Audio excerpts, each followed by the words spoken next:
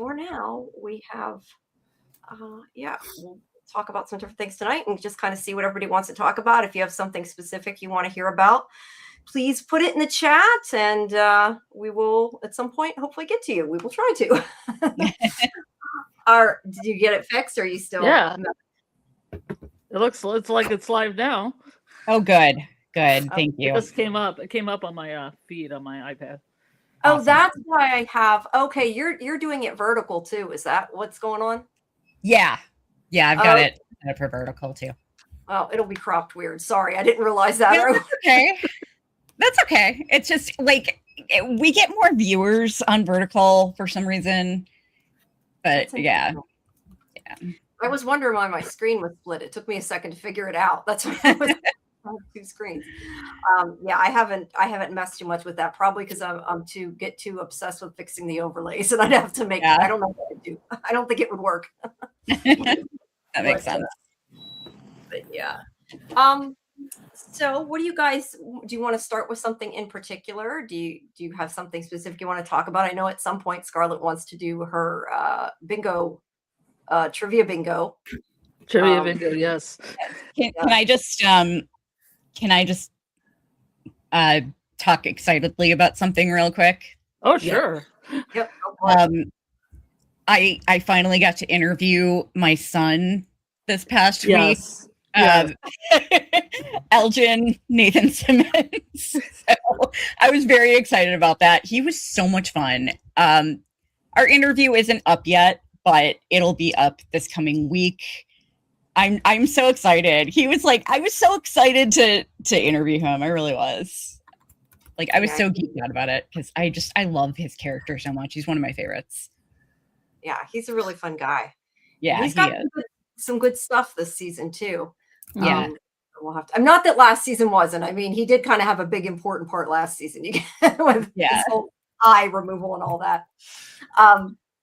That did remind me though. I'm so bad at announcements. I only remember announcements when people say things, and then I remember mine.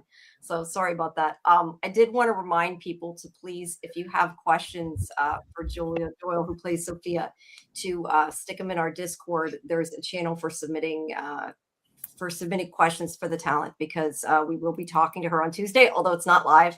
But we're going to try to take your questions for that. So make sure you check that out. If you're not a member of our Discord, please join our Discord. And then you can get our schedule and all that good stuff. And also, don't forget, we have Liz Saunders on June 3rd at 7 Eastern. And I am going to, while I'm trying to talk and multitask, get Kelly's link for you, because I don't think Kelly can put it in.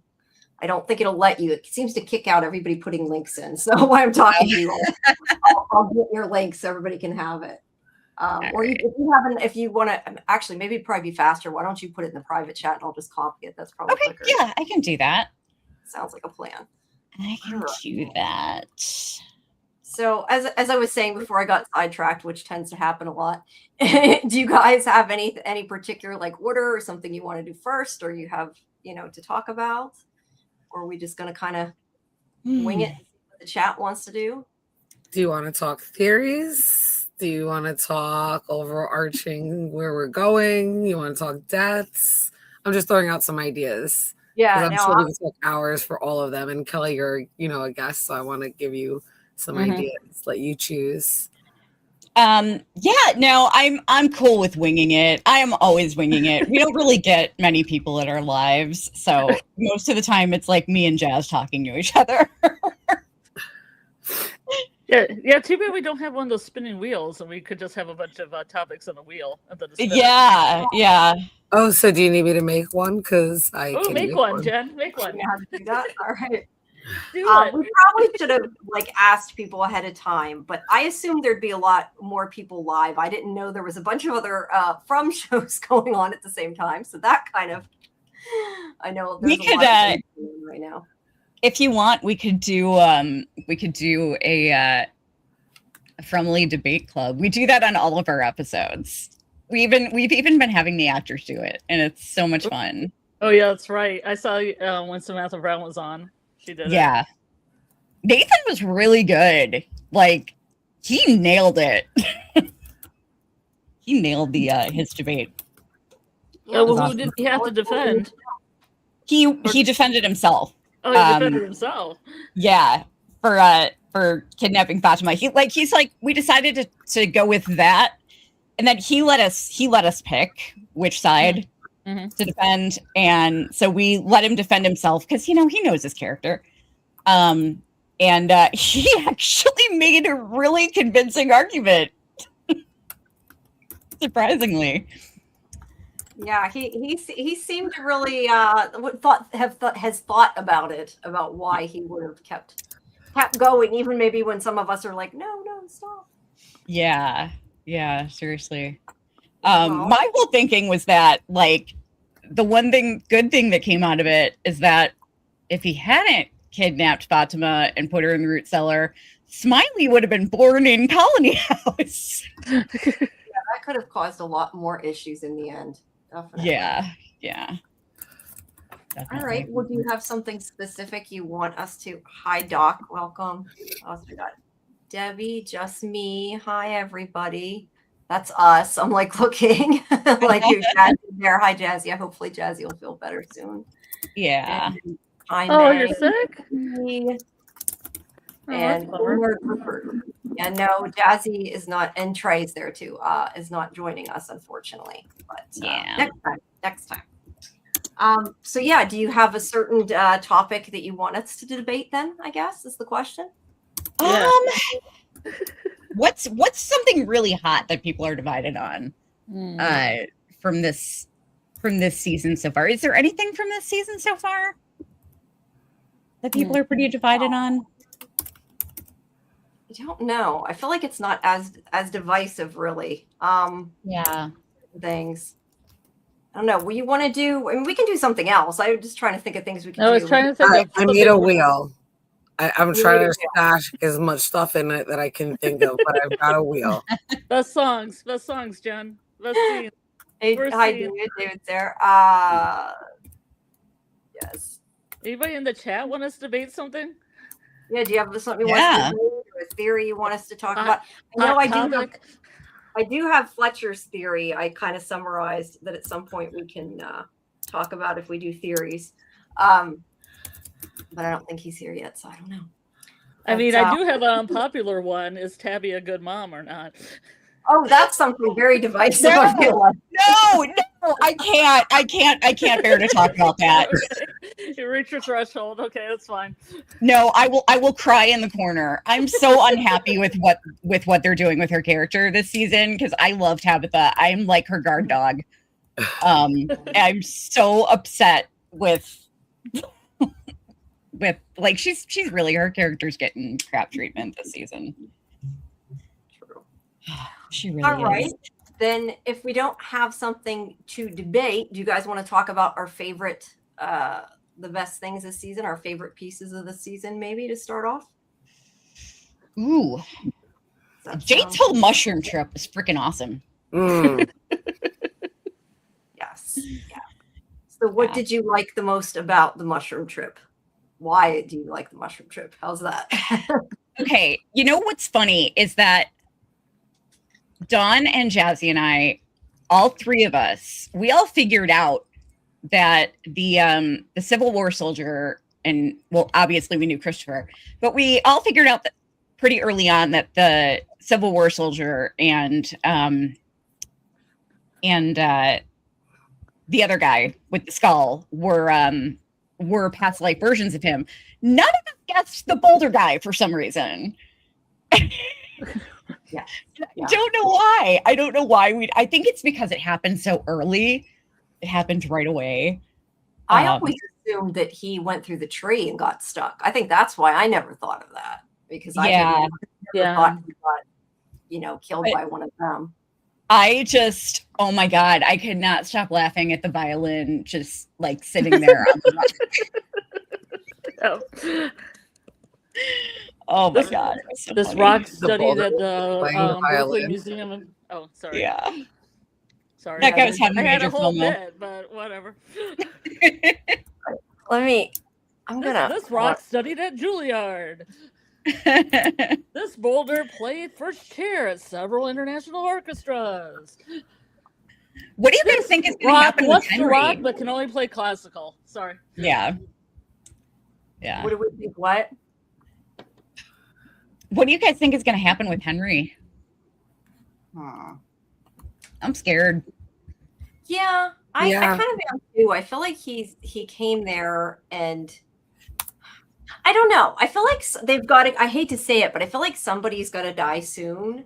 And to me, he's somebody who I could see them getting rid of. Like, I don't want them to get rid of anybody, but I feel like he's less important right now. Mm. And I right just- now, I feel- yeah. Sorry. I feel like him poisoning Henry's vodka, or him, her, Sophia, man in yellow, whatever. Poisoning Henry's vodka. I feel like that's going to lead to an Abby situation, and that scares me. I don't know, yeah, but I think have it's just- other ideas. Yeah. All right, it's hard. I think it's hard to do 4 people at once. I'm discovering it's hard to all to talk at once. What did you like about the trip, Jen?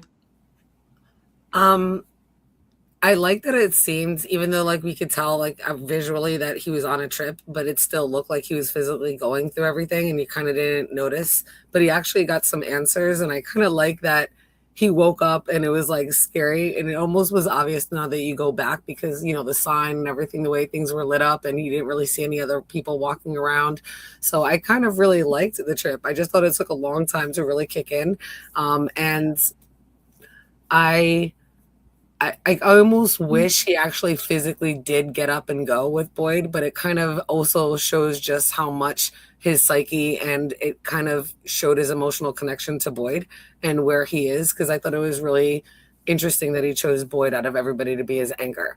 I know that some of it was convenience because he was there, but mentally that's who was there. And when you think about all the different interactions, even though you can kind of tell it kind of wasn't Boyd, but you could see what Jade wanted him, wanted the response to be. And I think that's pretty telling for where Jade's going to go with this whole entire story. Yeah. What about Yeah. you, Scarlett? What did you like most about the trip? I know you liked The Rock. What else did you like? That rock wants to rock, but it can only play classical. It took a while to kick in, and I was afraid that it wasn't going to kick in. And I thought, wow, this is the most boring acid trip compared to like stuff like, well, not acid trip, I mean mushroom trip compared to stuff like Yellow Jackets and School Spirits, and just a lot of other shows that have like Widow's Bay that we've just watched. Yeah. A lot more exciting. But then as it kicked in, I kind of enjoyed it. I'm so glad we got to see Vigo. We thought it was him in the cave. It actually was young Jade. That was amazing. I like how he kind of white rabbit Jade around, like an Alice in Wonderland kind of thing.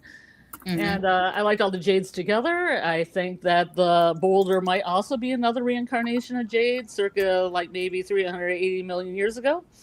And he's just turned into a rock. yeah. Yeah. And I And think that's why about the it. violin was sitting there. Yeah. Well, I mean, he's an old soul. So, Yeah. and I think it was interesting at the end. I think he just remembered stuff because the Ankui kid, like kid number 10, was in there and in the tomb. Yeah. That Scared me. I really like kind of how they had him going back and forth between like, does he drink the blood? Does he not drink the blood? Because he was arguing with himself, I guess, because he was scared to remember. So I kind of like that part about it too, the way that they played it out with his young version.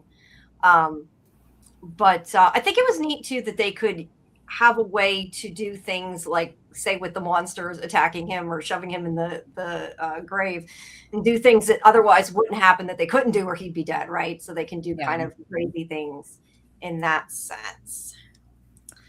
Yeah.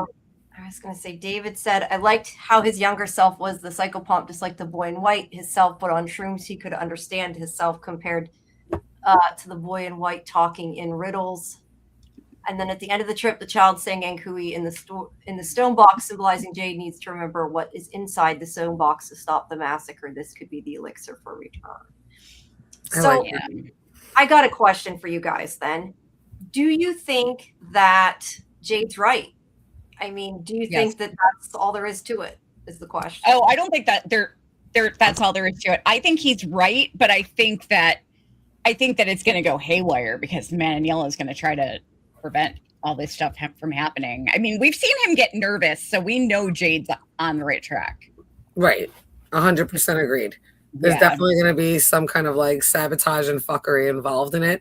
But I do think that Jade is onto something. I think that his vision, obviously, clearly that kind of like breaks a veil where you can kind of tap into that memory and thinking back. So I definitely think he was onto something. It's just curious on, we see in the synopsis that obviously there's going to be a divide, and we kind of see that in the teaser of Boyd, whether or not he wants to believe him. So that I'm kind of curious with, because Boyd knows that's what he was going for. And I really think it's more of fear than not belief, but it's going to come across that way.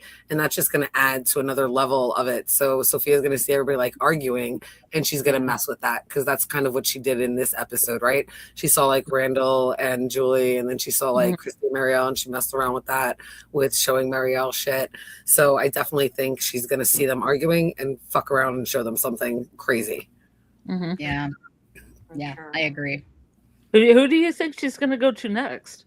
Spend a night with next, I should say. She tends to be spending the night at different people's houses. Well, I want to know, and I don't know if she'll have anything to do with this, but I want to know what's going on with the dungeon herpes. Like, Randall's cicadas are gone, and now Marielle is like getting chained up everywhere.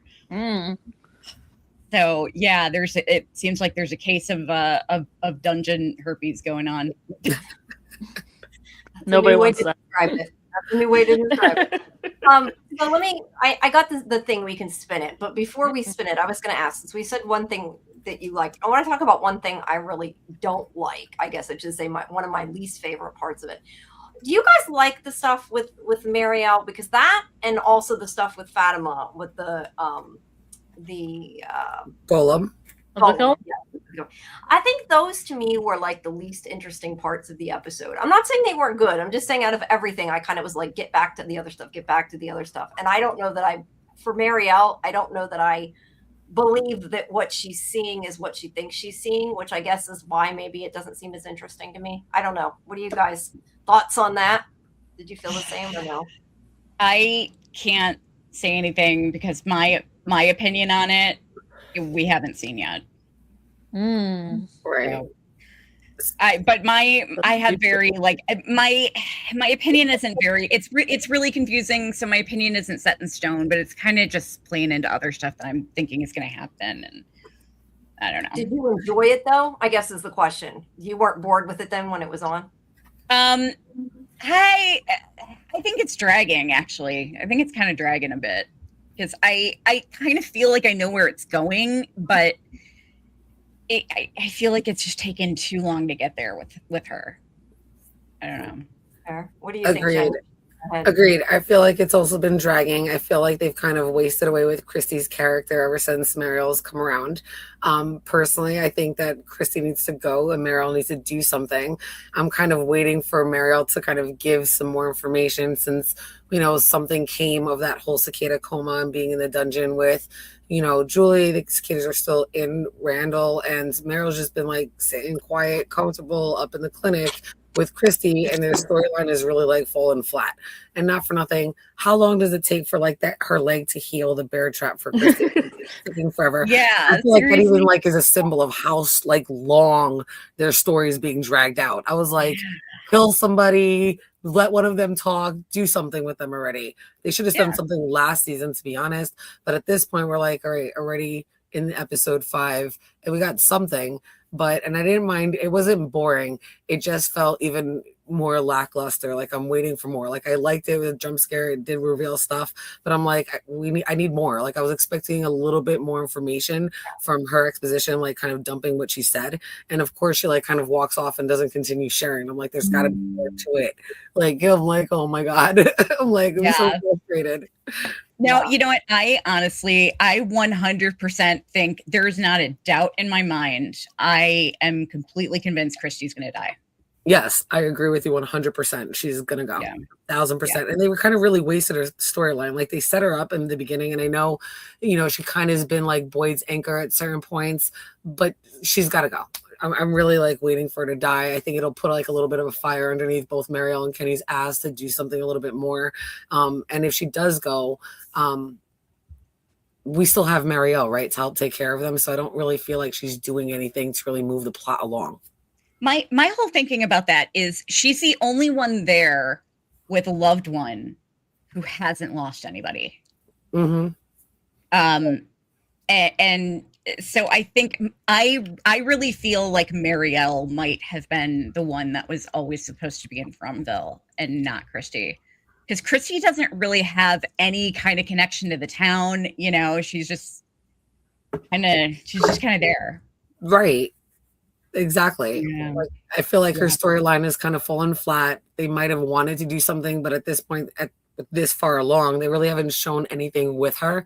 And for like 2 seasons, she's kind of been kind of like, blah. I know Marielle came back, but they haven't done anything with the storyline. So I really feel like Christy's definitely going to die. I agree with you 100%. And I'm hoping that'll kind of move the storyline along with Marielle and or Kenny. Yeah. Same. Ask me.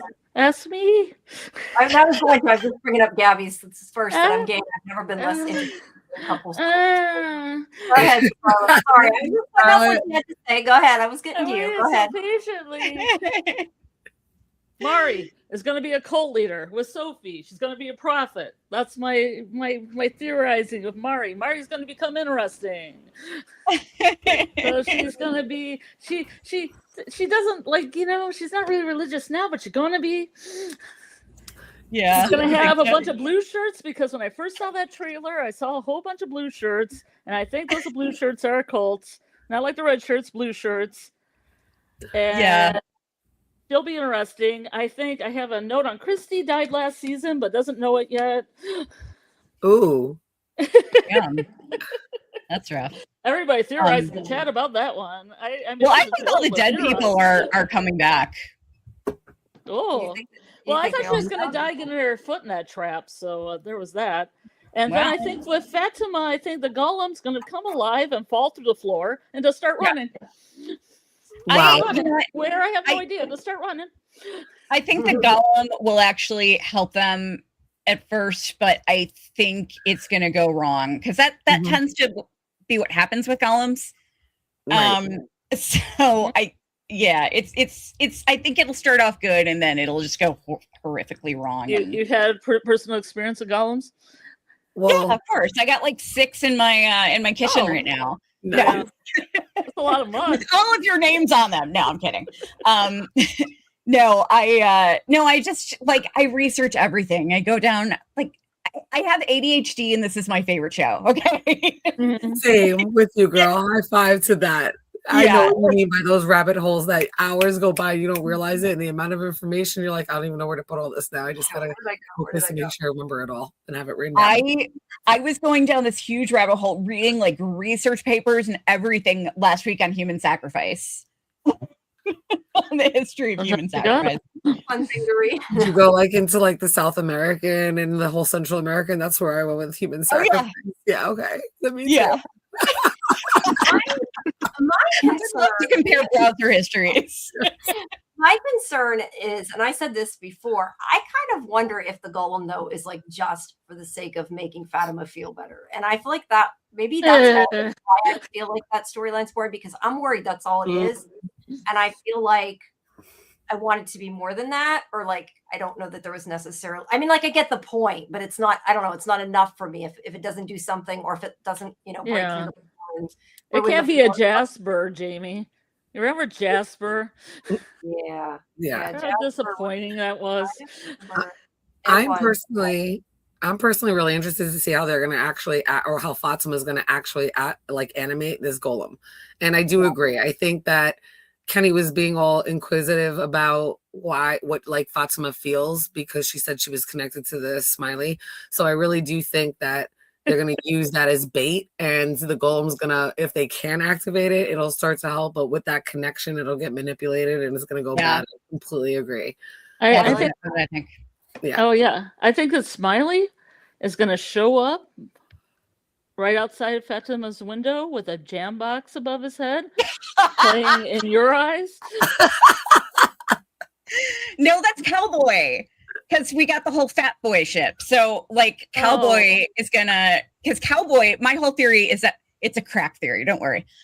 My crack theory is that Cowboy actually impregnated Fatima. And so Cowboy Monster is actually Smiley's dad. And so that ship is Fat Boy. And Fatima is actually cheating on Ellis with Cowboy Monster. Well, that messes up when I was going to have Smiley say "You complete me," which was from a whole different movie. Like he just points at her and he's like, "Mouse, you complete me." By the way, Cowboy too. I don't care. Both of them share the same jam box. I don't know. Kimberly's comment just reminded me. Nathan actually, in our interview with Nathan, he actually started off by saying, "Hi, Mom." Oh yeah, nice. Nice. He's like, "Hey, Mom, it's good to be here." That's funny. That would be funny. Don't know that we're going to see that, but that would be great if it happened, right? Yeah. That would be funny. Yeah, It'd be very funny. I really don't want a Kevin repeat. No. Very few people do. Yes. Yeah. Can we talk about, okay, why has it never been addressed that there's this big painting hanging up with what looks like Fatima and Ellis as Adam and Eve, and that was clearly Miranda's painting. Yeah. Yes. Like that's totally her style. It's Miranda's. Oh, because of the style. So I have a theory about that. I think it's just Ooh. Jack Bender painted the wall. That's my theory. That's your theory. All right, so this theory, and it's also Big Afford Entertainment has a theory with it. So I've been developing it with them. So their theory is that if they're able to escape and it's following like this zodiac pattern of like Capricorn and Aquarius and going on with the flood, if Boyd has to sacrifice to stay to get everybody out, then Ellis really is going to have nothing left, right? It's taken both of his parents. And Fatima had a throwaway line earlier in an earlier season on another episode saying, I think she was talking to Dale, like, even if they get out, it'll never be the same. It'll never feel the same. And now that she has this connection to the place, I feel like the two of them would be there in order to kind of protect and guard while they get everybody else out. Those two would stay behind, and they would be like the creation now of the new way since they've broken the curse. And that would symbolize the Adam and Eve and that painting, the foreshadowing, if they're able to break the curse. That's what I think too. I don't think Fatima can leave. And I think that it's going to set off a chain a chain reaction of everybody deciding to stay.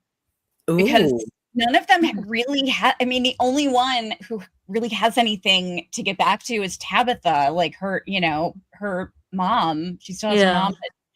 But I think that they'll break the curse, so they'll be able to leave if they can, if they want to, but I think they'll stay there. I think they'll stay there.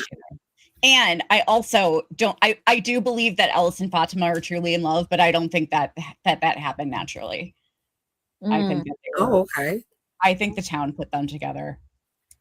Just because they were in the painting together, and like they're just the most perfect couple ever.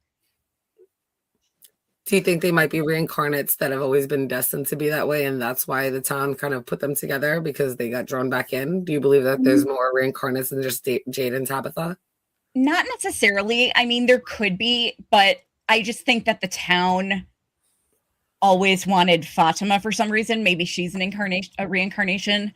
And she came there like, okay, so out of the Stevens, I think Ellis was the one that was always supposed to be in Fromville, which means I think Boyd could be in danger. Even though he's the main character, he might not go till the end, but I think he could be in danger. Fatima's on her own, so I think she's safe, and I really don't think she can leave the town, and there's no way Ellis is going to leave her. Right. So, yeah. So I really hope Boyd doesn't die, but But yeah, I really think they're all going to be staying there. I don't think they're leaving. So what about Abby? Do you think, like, remember she had that vision, like she had been there, like dreams of that place before. Do you think she had any kind of connection to From? I think it's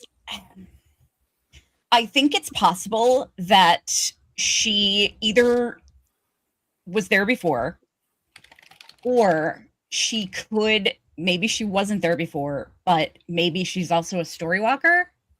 Okay. But I do think that she is actually, I think everybody's alive in like another timeline. Because all of that weird stuff that's happening with Abby, with Boyd, like I don't think it's just like hallucinations. And that's another thing. That's another reason why I think they'll all stay, is because I think that they can be reunited with all of the dead ones, but I don't think that the dead people can leave. Okay. That would be a reason to stay, though. I could see people staying for that reason. I also think that, like, okay, look at Boyd. Basically, has 46 kids. I mean, he's the ultimate father figure. I mean, who wouldn't give anything to have Boyd to cry in his shoulder if you're having a bad day?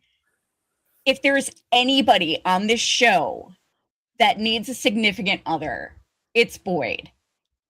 And they have not gone there with him. They haven't hinted at anything. They have not gone there with him.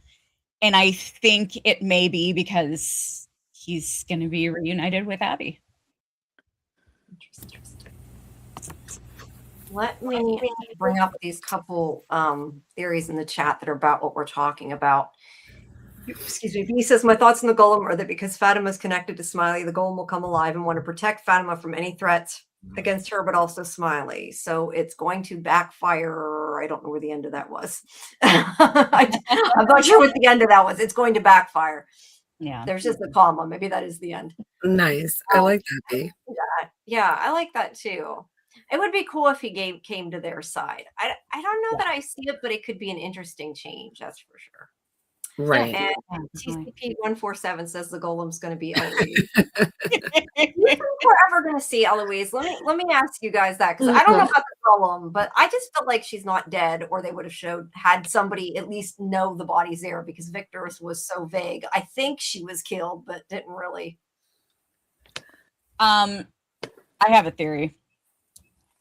This isn't actually my theory. This is more Jazz's theory, because I figured that Eloise probably got out and died on the other side, and someone was reincarnated as her.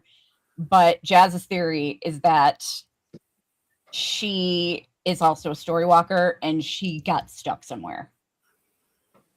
She got stuck story walker. Right. I gotta think about Ethan. I have an Eloise theory. Go ahead. That she got out from Ville and was adopted by that priest that came in with Sophie. Oh, okay. Because of the license plate that's very similar to Eloise that comes in, that Alabama license plate. Right. And maybe somewhere along the line, she I mean, there are theories that Eloise is Abby too, but I mean, into Abby, and she would change her name from Eloise to Abby for some reason, but he still liked her name. Like maybe she was even working in the church, where the priest was, because there are theories that her handwriting looks a lot like their handwriting looks about the same. Right. Eloise would be too old though.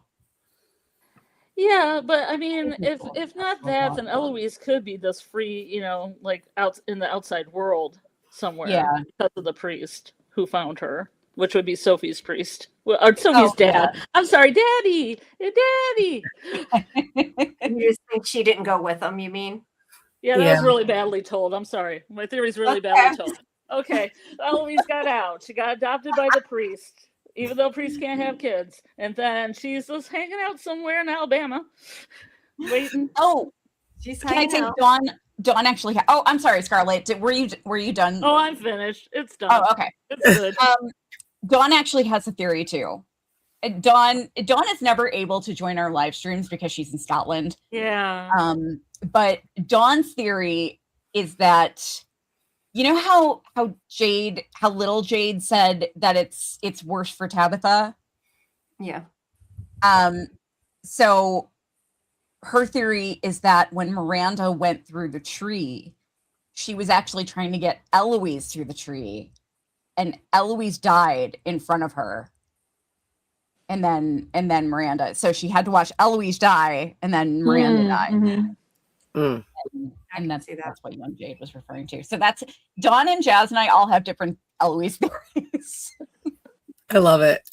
Well, there are theories. Do you think she followed Miranda, or do you think she just got swayed by a monster or lost somewhere? Did she follow Miranda all the way to the tree? Anything within that line? Okay. Yeah, there's a lot unexplained with that. I think they're saving that for next season. Either way, I don't think it can be over with Eloise because no, there wasn't a body. I mean, not that they would have showed her, but just the way Victor acted, to me, it's the same thing as saying there wasn't a body, so they're not dead until you see it. Just Me brings up a good point, says, I watch a scene frame by frame, but Miranda wasn't acting like a mom who just lost a child. I had not thought about that, but that is a good point. That she might have been. B says, I don't think Abby had a connection to From. I think she had some dream that the town big bad grabbed onto and used it to manipulate her into shooting people. Interesting. That's very good. That's a good theory. And then Kimberly asks you, Kelly, do you think that Fatima and Ellis were like the Adam and Eve of Fromville and were the OG parents of the townspeople / monsters? My theory is that it's a new thing. I don't think that they've been involved actually in a cycle before, and I think they're supposed to be the start of something and possibly I don't know. I honestly don't know, but I don't think that that the whole Adam and Eve thing was relevant before now. I think everything that's happening, everything that we want answers to, I think wasn't a huge. Most of it I don't think was a big talking point until Jade and Tabitha got there. So and Jade is the smart one who's going to figure everything out versus the past Jades. So this is the cycle where everything's going to change, basically. Yeah. Agreed. Yeah, I said at the beginning, I feel like this cycle has to change, or what's the point of the show, right? Because this is the cycle we're watching. I'm also wondering if that sea monster is the Cromonocle. The sea monster in the painting. Oh, the Red Cthulhu? Red Cthulhu. Red Cthulhu. Yeah. Kimberly said about Eloise that she thinks that Eloise will return and then Henry will die. I can see that. That makes me sad. That makes me scared. I don't like that. Yeah, that would suck that they finally found, she finally came and found everybody and then he was gone. It's strange that Henry hasn't mentioned Eloise to Victor. I wonder why he didn't ask about Eloise, right? I guess he was focused on somebody ate my wife, but that's a good question, though. He should have at least asked, right? Well, yeah, he doesn't mention her when he's playing the piano in this episode. When he's the whole family would gather around, we would sing "Be You, Me, and Your Mom." He doesn't say Eloise, and that is very odd. Yeah.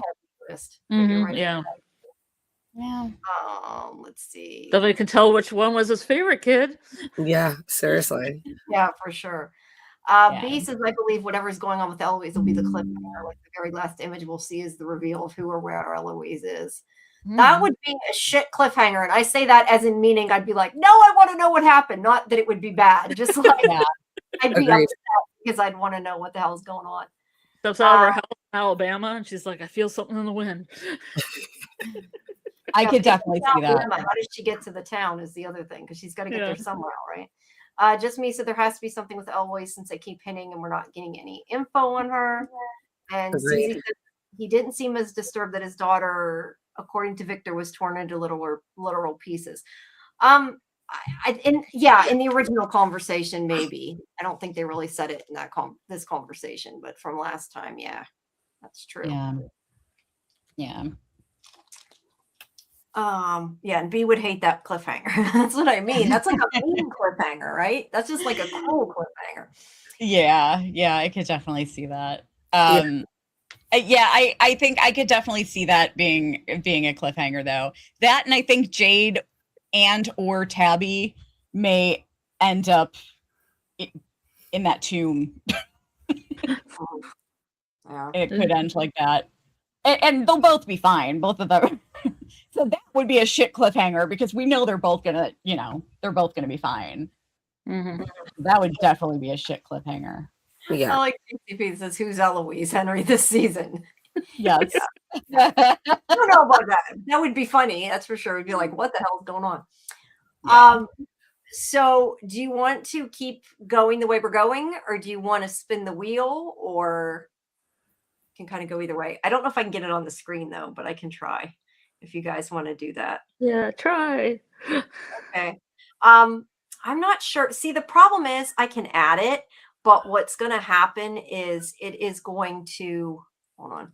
It's not going to cover the videos of you guys because, at least I don't think it will. Whoa. Over top. That's what Hello. I figured. You're over top of it, but we can try it and at least do it that way, I guess, right? Yeah, let's do it this way. All right, here we go. And it is on Acosta's Discovery. I take it this is to win things, Jen? Yes. Yay, Acosta's Discovery. That's the same one that I use for Friendly Debate Club to see who's gonna like debate what position. Nice. I love it. That's great. I like that. That's funny. That's an interesting way to do a giveaway too, instead of the StreamYard thing, which doesn't work as well all the time. Yeah. All right. So Costa's Discovery. What do we think about that? And I think she's going to discover a picture of Sophie, Yes. perhaps from the 1930s or earlier. Yes. Yeah. I kind of wonder if they're ever going to find anything in that junk that could help them. Like even not just that, but just something that could help them. Mm. I don't know, do something good, right? Because we know there's A book that says this way out of Fromville. Yeah. I know, you know. How I got out. I think that there's more that Victor has to remember, and I think it might be in the basement. Yes, I love that. Yeah. I also think like when we see Acosta, like if we watch the teaser, so she's kind of in the background while Jade and Boyd are kind of, I guess, like kind of figuring out if his vision has any truth to it. So I'm wondering if she hasn't really found anything yet, but when they start moving things around and Acosta's like kind of behind, like maybe picking things up, I wonder if that's how they'll actually find something, which would kind of prove like we have to figure out what Jade's vision is and go follow through with it, because they'll find little clues, not just what we see Jade going to look for, but there'll be other little clues to things that they need to know for those rules along the way. I mean, that would be a really bad season ender too of Acosta. You don't see her the whole season to the last episode, and then she like holds something up you can't see, and she's like, "I found a clue," and then the end of the season. Full credits. That's okay. Really When do you think she'll come back? TCP says Acosta will discover the entity in the last picture Elgin took of Julie. We never did get to see that picture. I mean, I know that Hannah had told us that like it was just, I can't remember exactly what she said, but that it was them on the set or whatever. But that doesn't mean that they couldn't decide to like write something and add it in, regardless of what they actually took in the picture, because they would digitally insert it anyway. So. And they only get scripts like 2 episodes ahead. So when they're filming, I mean, you know, like when they're filming episode 6, they only know up through like episode 8, you know? Yeah. Whoops. See, this is why I don't try to type and talk. I was going to say thanks, Papa Socks, and I also almost wrote Papa Socks, which is not what I meant to do. So thank you, Papa Socks. I will say it out loud. That sounds a little better. You guys are enjoying it. All right. So you want me to spin again? Oh yeah. Yes. Like if we're going to do these, we need to do them kind of fast, or we're going to be here. We need to get a sponsorship from Euphoria. Can I just say one more thing? Of course. About there it goes. About like discoveries from the past. Yeah. I don't think it was me. I honestly can't remember. I don't think it was me that brought up this possibility. I want to say it was Jazz, but the theory is that, so you know how Victor talked about how like everybody liked Christopher, but then we're figuring out why Miranda was telling Victor and Eloise make sure that, you know, Christopher doesn't find them. So the theory was that Christopher actually died earlier. And the man in yellow transformed into him. Oh, interesting. Yeah, and that's why he, like, you know, went crazy and had the personality change. Yeah. I want to, just because we're at the perfect point since we said that, I did want to bring up and ask you guys what you thought of Fletcher's theory. I'm reading the summary I wrote. Well, I had it written down. Because he was talking about how Miranda was like you were saying, was hiding the kids from Christopher. Originally at one point, and wondered if maybe he and in turn Jade was part of the sacrifices and was maybe manipulated to try to sacrifice Eloise, and that Jade is going to try to sacrifice Ethan or something to that extent, that basically that Christopher and Jade was in on the sacrifices, and that's why he dies, because basically the townspeople kill him when they find out that he was in on it. I think that's an interesting thing. Yeah. I think I kind of think the opposite, though. I think there's this recurring theme of like, I don't know. I'm really, like I said, I don't want to get into it too much because we're doing a video this week on it, but I think that there's this whole human sacrifice element. And I think that each cycle, everybody in the town basically gets brainwashed into thinking that they have to sacrifice someone they love. And whether that's kids or somebody else. And that's essentially what's keeping the town standing and what's keeping the curse alive, is these human sacrifices. And basically, I think everybody that's there right now is perfectly capable of sacrificing people, because I mean, look at Abby, you know, I think that they can be capable of anything with brainwashing.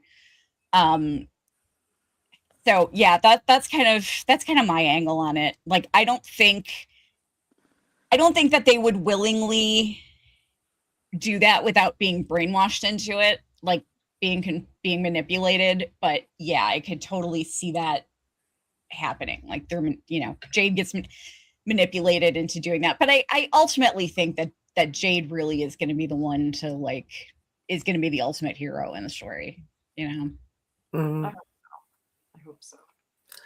I think there's it can be backed up a little bit by the fact that when Victor thought it was Jasper, but figured out it was really the boy in white, and the boy in white was actually telling Christopher that he has to save the children, but he refused, right? And then Victor went back and told Miranda tried, and Miranda was killed for it. So I do think that it actually has to be Jade. I agree. Yeah. Oh yeah. Yeah, absolutely. Absolutely. So and I think that's why the boy in white told Tabitha that. See, my theory is that the reason that the boy in white told Tabitha that, like, she shouldn't go through the tree is because she already fulfilled her purpose, and that purpose was to bring Henry back. Because what will happen is that Henry, they want to start, like, the man in yellow wants to start the cycle over. Right. So essentially, if Henry kills, if Ethan dies, Ethan and Victor are like the two keys here. Right. If Ethan dies, then the cycle just continues. If Victor dies, then the cycle starts over again. Everybody dies but Ethan, and Ethan gets left on his own. So I think that Henry was brought back to restart the cycle. That's my theory. I like that. Yeah. Let me ask you guys, do you think, though, that there's like an 8? Because I've heard this a couple different places and used in different ways. But do you think that there is like an 8th kid that's part of it that wasn't? I mean, like, we know that they refused to sacrifice their child, Jade and Tabitha. but there were 7 kids sacrificed. But like, I know a lot of people think like the symbols are the kids or whatever, and some people say like, oh, the boy in white was supposed to be sacrificed and wasn't. I'm just curious, do you think there's like anything to do with an 8th kid, or is it just there only 7 were sacrificed and that's the whole thing? Because that confuses me when people start talking about that. If you look at the talisman closely, there's 8 marks around, but one of them is different. Oh, and okay. One of them only has 2 lines. They all have 3 lines, except for one only has 2 lines. Oh, okay. I think I know. Wait, now that you said that. And I think my theory is that represents a key. I have no idea what that key could be. It's right above one of the people's heads, so it could, maybe it indicates that Jade is the key to everything, or it could represent boy in white, like, or the entire cycle. Who knows? But I don't think there's another kid, just because I think that those marks are there 7 slabs. That's why I wonder. But then people start talking about an 8th kid, and I'm like kind of confused with what I don't know. There's so many different theories. It's hard to know. After watching the end finale of last episode, where that little girl came up to Tabitha and she said that was their daughter, I kind of agree with the fact that there are only 7 slabs. I think that they tried to save them and they didn't. Yeah. What do you guys think about the advertisement for From that only has 6 Ankuli kids in it instead of 7? Do you think they saved the daughter, or do you think it was a graphic design choice? We've seen all 7 dead, so I think that was just a graphic design choice. Yeah. That's kind of. Yeah, I have no idea, but that sounds possible. If the little girl would have wound up being the little girl, it would have been the Nkui kid in the tomb this episode, I'd have a different theory about it. But because it was a different Nkui kid, it wasn't like their daughter. That's just, you know what I mean? Now, I'm trying to remember back, because Miranda has a painting with 2 kids and they're holding hands, and that actually appears to Tabitha at one point when they're on the porch. So I'm wondering if they had 2 kids that were sacrificed, or if they were just really close, cousins, something. But it is interesting that they're holding hands. Maybe they were twins, or just really close in age, the way Victor and Eloise were. So I don't know. I think it's interesting, because if the idea is that they always come into town, or at least have 2 kids, Thomas is dead, so they did come in with 2 kids, and then it would make sense that those 2 kids holding hands are brother and sister. So maybe that was the son appearing to Jade, and that was the daughter that appeared to Tabitha. That could be what it was as well. That makes sense. You know what else I wonder? We have only seen 2 past lives of Tabitha's.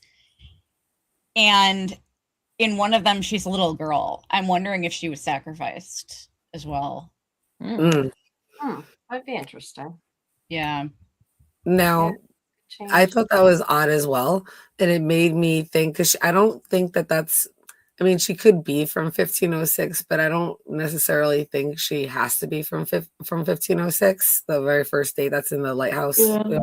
Well, but I do think it's interesting that she remembers that, because that could just be when her, like in the next cycle, when she came into that story. So what if she kind of was another child that came after the whole thing, since there was already obviously nightmares, that whole thing, or she's part witch, part fairy, something, in order to manifest that nightmare. Maybe she cast a spell and made that so. But if not, then she came into the town at that age. So considering maybe she almost was like Victor, where she grew up there. Yeah, that was my other theory too. I would have.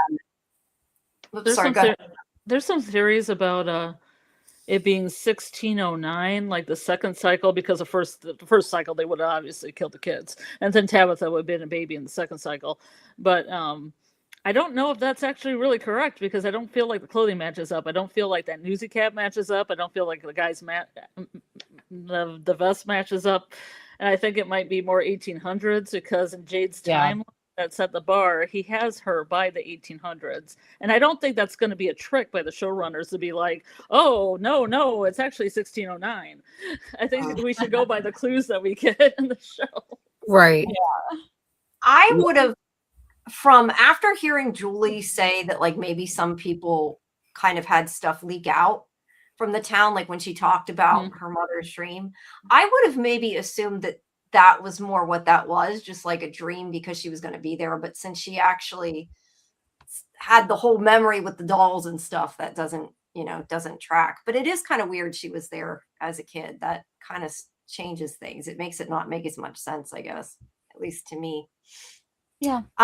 Maze had brought up the center slab, like maybe the eighth person, I'm assuming was in reference to the eighth kid, that maybe they were in the middle. Well, that one kid was in the middle, and could He be was kid in number the 10? middle. So that kind of makes me wonder, like, maybe that was a slab. Like, could there really have been eight or missing a big piece of it? I don't know. Xenon and Zen, hello, says Victor's memories are all hazy. It could be that Henry had malicious plans and he was the one who was trying to sacrifice Victor and Eloise, and that's why Miranda was trying to hide them. That's interesting. We don't really know a lot about why she left. Like, we don't, the whole thing with why Miranda left. I think she just was picking them up from school since Victor had his lunchbox. Yeah, and, me too. I think the same thing. Yeah. I think she was either taking them to school or picking them up. Yeah. Right. But I don't think he was a raging alcoholic until they went missing. Yeah, no, I don't think so either. I don't think so. I think he was a good dad. I think they were a good family. Mm-hmm. It sounds like they had good times at the piano, at least. Right. Yeah. Yeah. It's so funny because obviously it would have been really inappropriate and weird, but it killed me that like Henry's there butchering Leaving on a Jet Plane and Scott McCord is standing right there, like with this beautiful voice being the voice of an angel. Yeah, I wanted to hear him sing. I know. Oh, it'd been so cool if Victor would have remembered that and Victor and Henry would have sang it together. That would have been great. Yeah.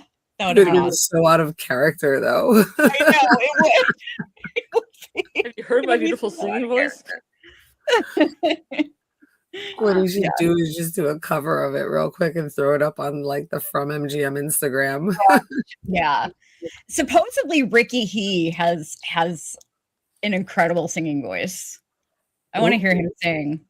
Yeah. They need to do a like a sing off all of the cast. They should do that. That would be fun. That would be fun for sure. All right. All right. Let me spin again. I know some of you were saying things in the chat, but we're kind of trying to. I feel like if we stop for every chat piece, we're never going to get through any of the topics. You know what? I'm sorry. I will be back in like 30 seconds. Okay. Yep. Okay. All right. Let me bring it back up. I will spin it, and then when she gets back, we will talk about whatever it is. Ooh, it makes a noise. Ethan. Well, that's kind of a broad topic. That's my only thought. That's kind of a broad Ethan is topic. the man in yellow. That's all I'm gonna say. I knew you were going to say that. Well, why don't we talk about that theory then? Do you think that too, Jen? I don't know that I do. I know Scarlett doesn't know that I necessarily. It's think easy. that. It's only about 60 steps. I can explain it for all 60 steps.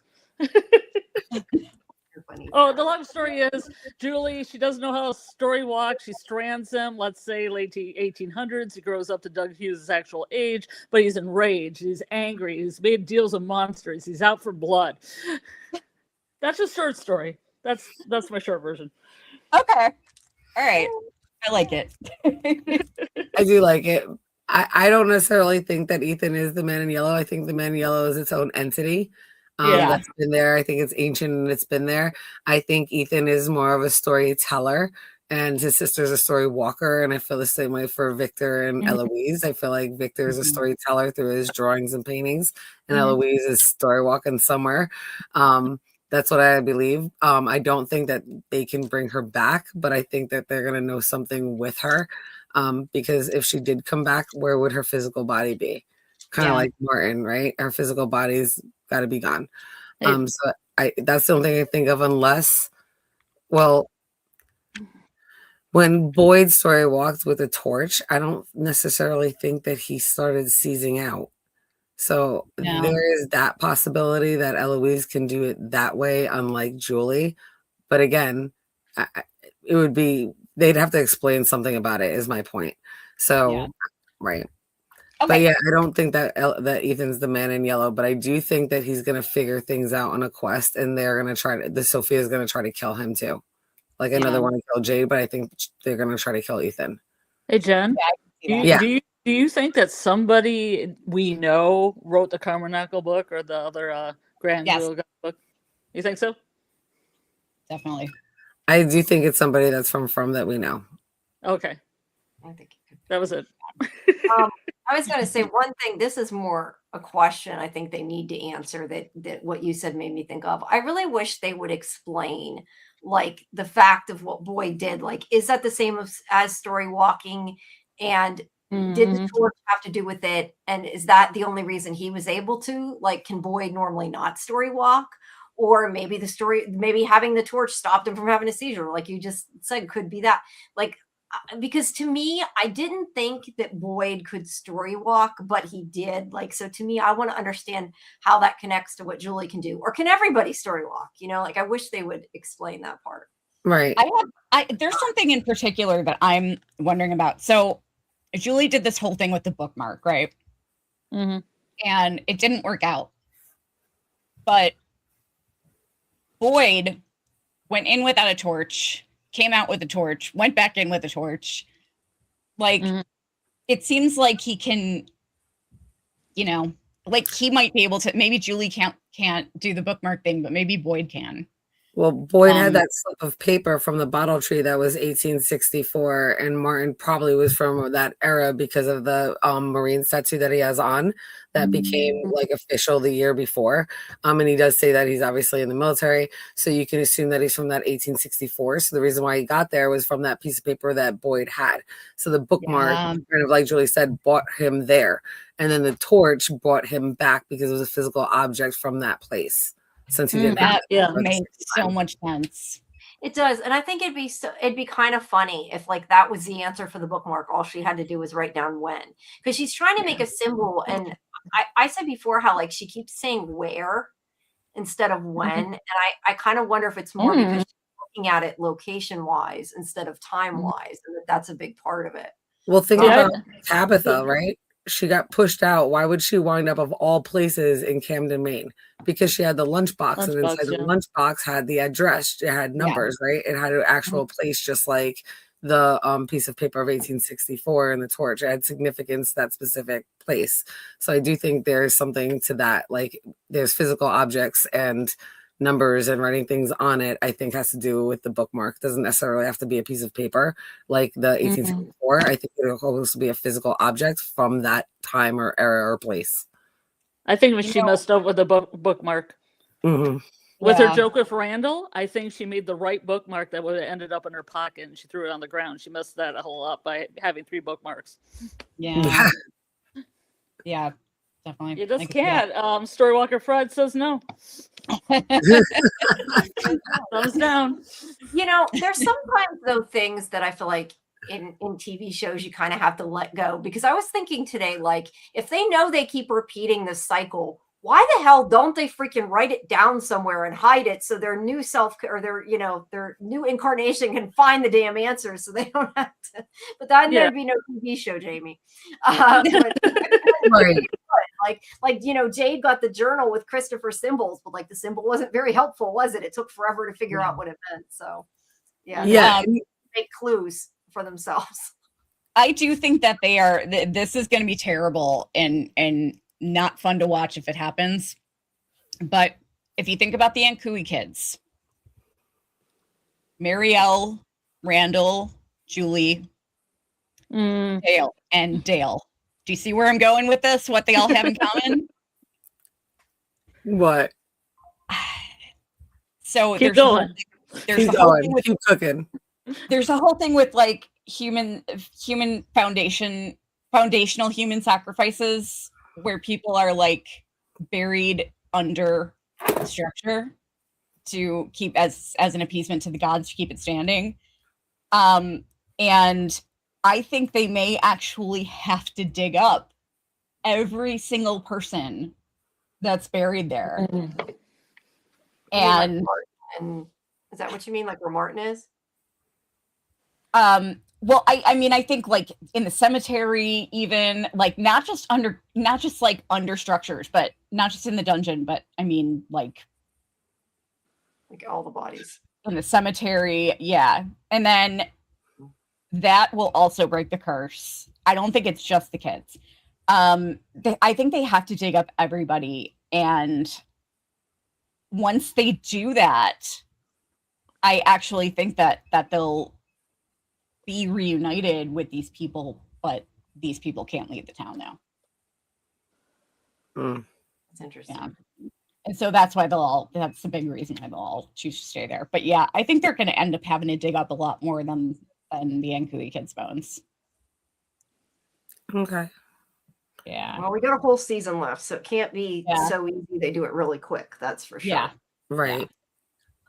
In the chat, they're talking about personal items. I know a lot of people said about Julie's clothes, like she had on a shirt from 1978 or whatever.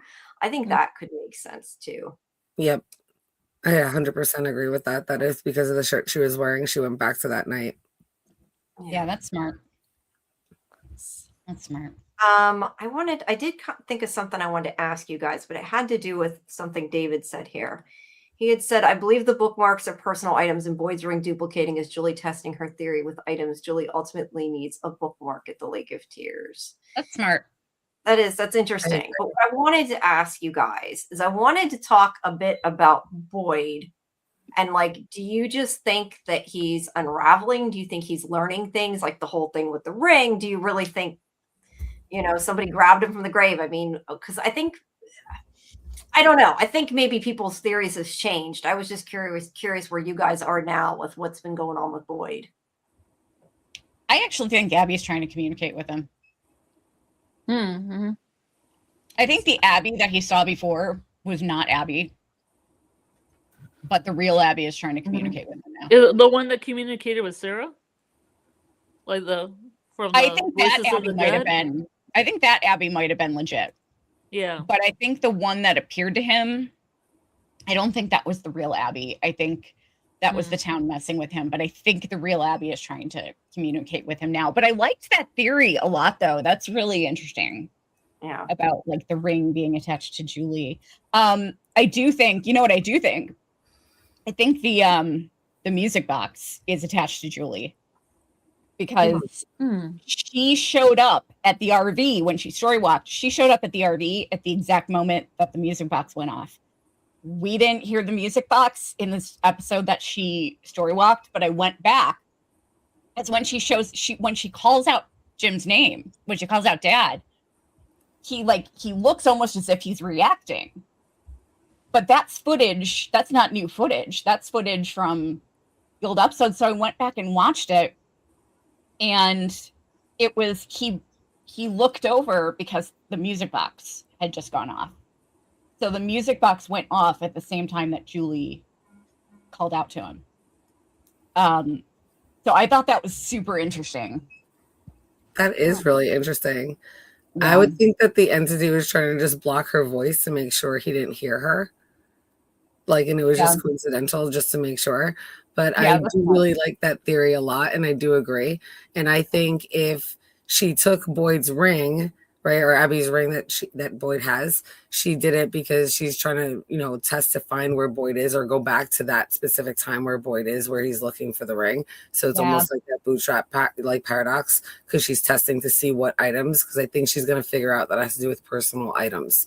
That's what I like that a lot. I like that a lot. That's my new favorite theory that we didn't come up with. I've heard a lot of things and think that maybe certain things we've seen might end up being Julie later on because they can add things in earlier. Like I know a lot of people think, oh, she put the talismans there, which I actually think kind of makes sense. Mm-hmm. But there are, little things like that could come up later. They can kind of insert her into. I just hope that it's actually what they planned and not like a way that they're closing plot holes, because that would be annoying. But yeah. I could see that. All right. Do you think we'll ever get an explanation as to what happened to the motel? Oh, I hope yeah. so. I hope so, but I wonder if they'll just leave that as one of those lingering mysteries that's always going to be something we'll always talk about. Maybe we'll get a reference that we have to catch, but I don't know. I think that's something that'll be definitely something they can leave open just to keep us talking. I honestly I want one, but I could see them leaving it. I feel like maybe Miranda or a past reincarnation of Tabitha had dug a hole in there and it crumbled like the Matthews house, but there's nothing there right now. Like nothing. I mean, the Matthews house is still there.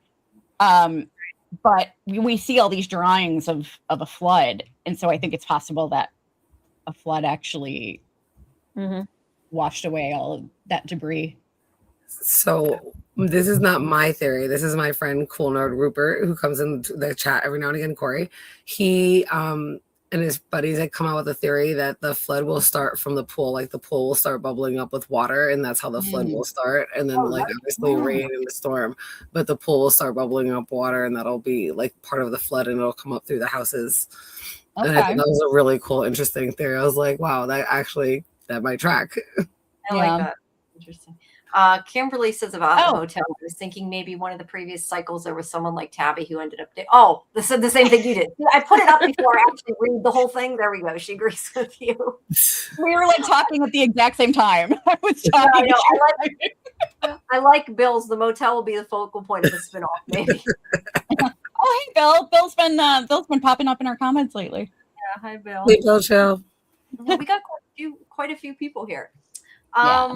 Yeah, so I don't know. Do you want to do more theories, or do you want me to spin again, and we'll go off of that?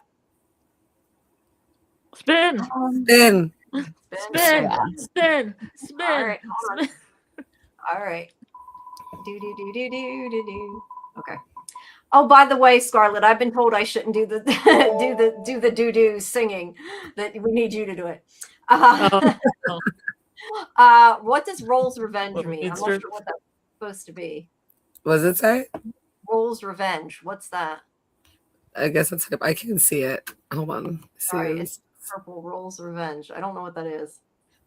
Spin again, because I don't remember. Tell us, John. Tell us. I'm sorry. It's definitely a typo. I can't remember. Okay, how about monsters? All right. We already did. Or the lack thereof this season. Yeah, you're right. Or the lack thereof this season. This was like really the first time. I mean, we saw Smiley, but this was really the first time. Right. I mean, we got the throwback, but that throwback wasn't really with Julie Story walking for the first time. That wasn't fresh and new from this. So we really haven't seen the monsters except for in Jade. And clearly that wasn't even really the monsters. That was a vision that he had in his head. So they've been like MIA. We got some, some dolls, some scarecrow dolls. And that was really kind of, in my opinion, weak. Like, you didn't like those? No, I liked it, but it was kind of quick. And I'm glad Tabitha like finally did something and remembered. And like Ellis stepped up and did something too. But then like, like the fireman one was just like, okay, and turned around and walked away. I was like, really? Like that turn around walk away part is really yeah, I was like, you're just gonna bounce like that? I'm like, she's like, all right, you guys killed one. I'm just gonna live and go back this way. I'm like, where are you going? Where are you gonna go? Flamey arms has shit to do, John. We've seen him in the story walk, but I feel like that doesn't count either. Right. Yeah. Where do you think Flamey McFlamey arms went? I don't know. That's another thing. Like, it's definitely not going towards the water to put its hands out. Like, went back towards the woods. Well, I mean, clearly, maybe it's fighting the Yellow Brook Road to get a brain if it doesn't turn down first. I don't know. Well, we know where. As for the monsters, the original monsters, we know where Cowboy is because he and Fatima are like getting it on in the shack at night. Kind of across where Donna and Henry getting it on. In the yeah. My fat boy ship. I will never give up on my fat boy ship or my Gul'jen ship. Gul'jen and the Gula. Yeah. What do you guys think? This is related to the monsters. I was thinking about this. Yeah, I've seen this again on Facebook today. This is something I've seen quite a few times actually that I do think is interesting. Is the whole old maid thing? I'm assuming guys seen it? I'm assuming everybody's seen that at this point. Like, Mhm. I don't know. What do you think about that? Is that just like they were inspired by it, or is there more to it than that? Do you think? I think it's an Easter egg. Okay, It was fair. it was in Victor's room though, right? It was. Yeah. So it could be Victor's imagination. Remember, imagination is the key here. If they are playing the game and it is through Victor's imagination, they would need something, right, to keep like tabs in or like write score. So I wonder if the teeth is them keeping score on kills or deaths or something like that. Because the teeth is really interesting. I forgot to put that in the spin. Like, what do you think about the whole I'm gonna take this to remember you by Sinister thing, and then she takes a molar, and we saw molars from Smiley, right? He had 2 in his pocket, so I think that's something that they definitely need to explain, right? And that's like a whole nother curveball that they threw in season 4. Yeah, So I think it was kind of like a throwaway thing until like now. I think it's like a trophy, but I also said before, I kind of wonder if, and this had to do with when I had that whole theory about the clothes, like I wonder if they take their teeth for the man in yellow, like if he has to have their clothes and he has to have a tooth to or some kind of DNA to transform into somebody. Because I still think it's somebody that like they died or something. I don't know. That makes sense. sense. I tend to think Sophia is like a real person at some point, which since everybody thinks about the photo, I don't know, maybe you guys all think that, but no, I think she was a real person too. Yeah. By the way, did you guys notice that was it episode 3? When Ethan threw the puzzle and Donna was like cleaning it up later. Yes, I paused. What's that? I complained about that. I'm like, why is she throwing the puzzle away? That annoyed me. Go ahead. Oh, I know. Yeah, that annoyed me too. But no, I paused it and I zoomed in on it. And I thought it was I don't think it meant anything. I think it was just a really clever Easter egg that there were no edges or corners. That and it was Camden, Maine. Oh, was it? Yes. It was Camden, Maine. I did not realize that. Huh. How about that? Yep. Yeah, I think that was just a little Easter egg. I don't think it like meant anything or anything. Yeah, interesting. No, just really again cool. A puzzle that would be familiar to Victor because that's where he's from. Yeah. So, but really cool. I don't know where the monsters are, but so somebody in the Discord, in Scene Invaders Discord, they had threw in a theory, and I think it might have been Felicia, but anyway, the theory is that since the talisman have really no effect on Sophia, what if she decides to go around just like start plucking them off and let the monsters go in while everybody's sleeping and start killing people off and wreaking havoc? And I thought that was quite interesting. Like that whole so I mean I could see it happening because she's in the town. Yeah. I honestly think that the man in yellow is like playing a little game here. I think he's having fun. Mm-hmm. It's his but I also think that they can't really kill off too many people. I think that the monsters more when they come out, I think like with everybody that's there right now, I don't think most of the people there can die. I think I think most of them are off limits. And the monsters are basically just fucking with them. Because they need like they talked about how the town feeds off their pain. Like they need people there. But that doesn't explain why Victor was alone for all those years. Yeah. I just wanted to bring up MGM saying we don't know whether or not the talisman affects Sophia. Presumably she's been let in by everyone. We still don't officially know whether or not she can open a door from outside with a talisman up. Oh, she can definitely touch it though. We know that because she does touch it. Yeah. Yeah, I hadn't thought about that. I guess it could still be. Good point. Yeah, they can come in if somebody opens the door. But yeah. Maybe it can't be her though. Like maybe because she's like not really a townsperson. Like maybe it has to be an actual person. Yeah. To let them in. Because I just like that's too easy if she just goes around and takes them all and then everybody gets murdered. Like that's kind of one of those things like there's no show if they do that, Yeah. That's true. And I think I really like that theory. And now that like that number 47 has become like a number and it means something that that's how many townspeople are left. Maybe that's why we haven't seen monsters. Maybe those 47 people are kind of like immune right now because these are the last people that need to really make those sacrifices and those decisions and be the ones to kind of be needed to break the cycle and be around. Otherwise, the game is no point. Like they need that many pieces on the board. Yeah. Yeah. That's what I'm Do you thinking. think we're going to get more people before the end of the season? I don't think so. Because we have all 3 seasons, so I feel like doesn't somebody else have to come in before the end? Like just story wise, to me, it makes sense. But who would it be? Maybe Eloise. Yeah, maybe Eloise. No, I'm just thinking like to keep the story moving. I mean, I guess they're near the end of the story, so maybe they don't have to do that. I could just can see like maybe in the finale more people come in again or something. Like It'd be interesting. Eloise came in looking for her priest dad or uncle or whoever he is. Yeah.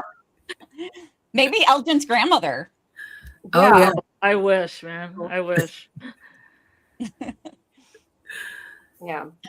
He, by the way, he said, I don't know, because you guys talked to him too, right? Yeah.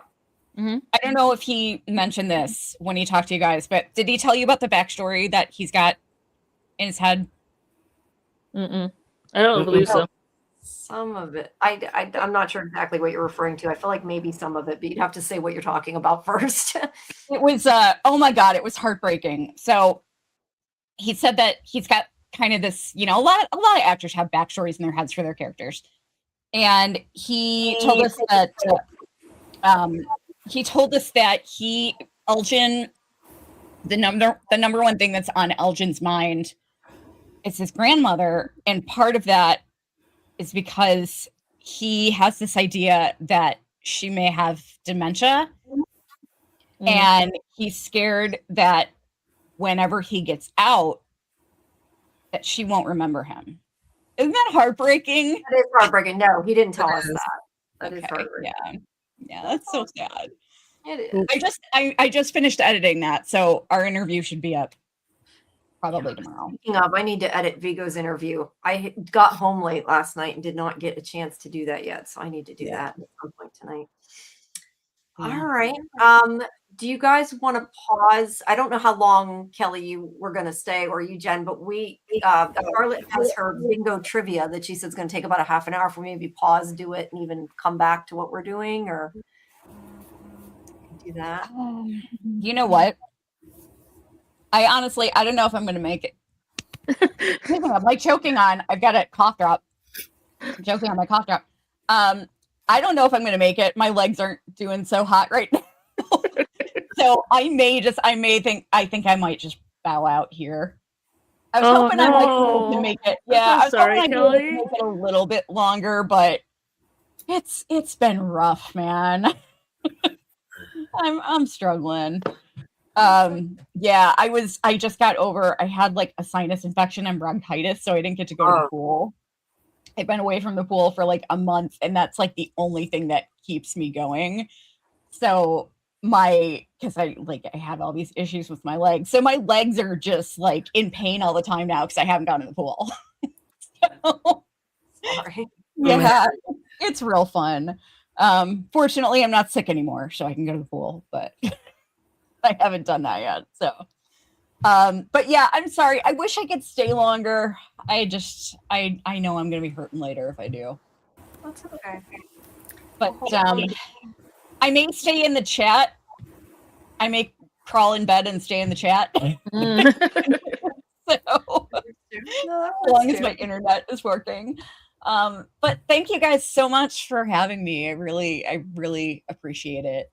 And coming. We'll have to do it again. Yeah, I think I may leave this. I think I'm going to try to leave this up and see if it'll keep running on our channel. Like with just the 3 of you. Hopefully it will. That I don't have an answer to. I don't know. Yeah. No, you can put the bingo card in her spot. Yeah. No, I think it should. As long as you just remove me and don't kick me out, then it will probably work. Like if you just remove me from the stage.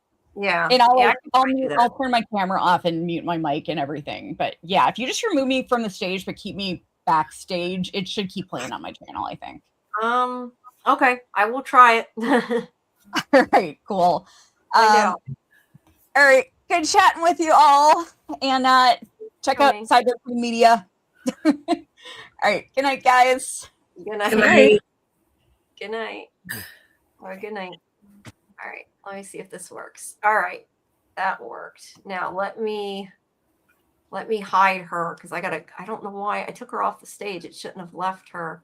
Oh, that's you. That's why. I see. What's see. happening? No, the icon. That's you, not Kelly. That's why it was doing that weird. Okay. Now Jen. What did I do? What did I do? What did I do? Okay, we want Jen over. Whoa. Keep editing. Hold on. Jen needs to go up there. Let's see if it works. No, it is not. It's putting Scarlet. Okay. It's going to make me add a fourth person. Damn it. I don't know why it does that. Put the bingo card in there. I can't. It's making me put you on stage or it deletes Jen. I don't know why. Now I got to. We'll get it eventually. Just give me 1 second. Jamie will do her magic and we'll. Now, if I do it now, it should put you in the. Well, that's not right. Now you're swapped. I don't know why the hell it does that. Because, like, when I'm doing the edit and, like, I'm moving them, it's in the right place. But I don't know why it swapped you both there. Now it's right. Oh, no, All right. Scarlet. Let me, while you guys are talking, I'm going to get rid of Kelly's camera. There we go. I can try. Where's the bingo card, Scarlet? I'm putting in the chat right now. Okay. In Discord or in YouTube? Yeah, in YouTube. I just put it right there. People can click on it. Yeah, I don't think. Or if you want to send me a card, you can just, you know me in Discord. Just send me a little. Yeah, message. I can't. It won't actually let me click the link. It just puts it on the screen. So Amy, you got it in a message. I got it in a message. I don't have the bingo card. Oh, yes, I do have the bingo card. Yeah, I don't have it either. I don't think it went through in Discord, or you thought you sent it maybe. Oh no, these are the questions for Good the Lord, trivia. Yeah. Well, do. I don't see it. I swear. Yeah, I don't see it. Jen, I'm sending it to you right now. I sent it to you before, but I'll send it again. It's fine. I am sorry. Sorry. It's fine. There it is. I see it. Oh, I do have it. Probably it's is. back on May 22nd. I didn't realize it was that far back. What are we on? Oh, it's only the 24th. Yeah, I was going to say you must have done it a while. That's why. Yeah, we have a ton of messages in between all that. I didn't realize it was just. I'm so sorry. No, I was looking through the new stuff. That's why I didn't see it either. Give me 1 second to shrink it, and I will move it up into the empty space, and that will work. Great. Yes. It's way too big anyway, so that works. Okay.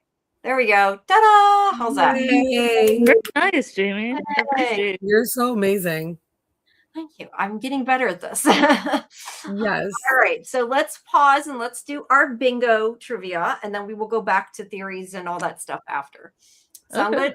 All right. Wonderful. Now you have the questions. You said you have all this, so okay. Go for it. If anybody wants a bingo card in the chat, hit on that link. Get a bingo card. Join us with bingo. Yes. Susie, I sent you one. I sent you a message, and it's in your Discord.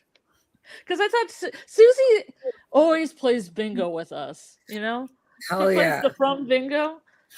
Yes, it's great. From Bingo is fun. So the rules of this game is I have a card with several cast and crew on it, as you can see, the names. You can say this was a random pick because you get one of 3 different random cards. I have 25 questions. And I ask a question and you guess what actor it is, and then you check the card of that actor. Right. So I don't know if anybody in the chat has their cards. You want to have your cards? You want me to wait? You ready to go? Yeah. Let us know in the chat if you have your cards so that we can know if we want to start. So we're asking a trivia question, and you're going to check off the answer on the bingo card. Mm-hmm. Yes. If somebody gets a bingo, yell bingo. You're a winner. No prizes. No prizes. Yeah, sorry. No prizes this time. The prize is winning. Very good. You're a winner. Meanwhile, don't forget, guys, to come back tomorrow at 10 Eastern for our full trivia party for Memorial Day. And we'll have more of this. So hopefully this will be a success. Yeah, as well as regular trivia. And yeah, we will have parties. Mm-hmm. Okay. I'm looking at my messages. All right. I think we can start. Go ahead. Okay. Sorry. Are you okay, Susie? Susie, I sent you in your Discord. Bingo card, Susie. Go get your bingo card. Well, B's at a disadvantage. I made this for Kelly and Jazzy, you know, because they interview all these people, so it's interesting that they're not here for this. Oh. Well, I made it for people who know the actors. I was going to say, I know most of the actors. I don't know that I know a lot about all of them, but I know none of the actors. I'm going to lose, but this is going to be so much fun with me. Well, you're going to get some knowledge comes to cause. We have the people in the chat are going to help us too. So, okay. So I'm going to ask one of you, and I could start with Jamie, to pick a number between 1 and 25. 23. Very good. Good choice. Mysterious number 23. Oh, this is a great one. Who played Puck in the Chekhov Collective's Midsummer Night's Dream? One of these people on the bingo card. Are you asking just me or everybody? I'm asking everybody in the chat. Okay, good, because I don't. Whoops, that disappeared. Who played Puck? Are you familiar with Midsummer Night's Dream? Yes. It's a Shakespeare play. Puck is the spirit of the forest. Somebody on this card has played Puck. Anybody know? See, I'll give people a little bit of time. Anybody know? Do you guys know? You have a guess? I have a guess. What's your guess? Wait, I got to see if this person's on there because I might have guessed somebody who isn't on here. Hold on.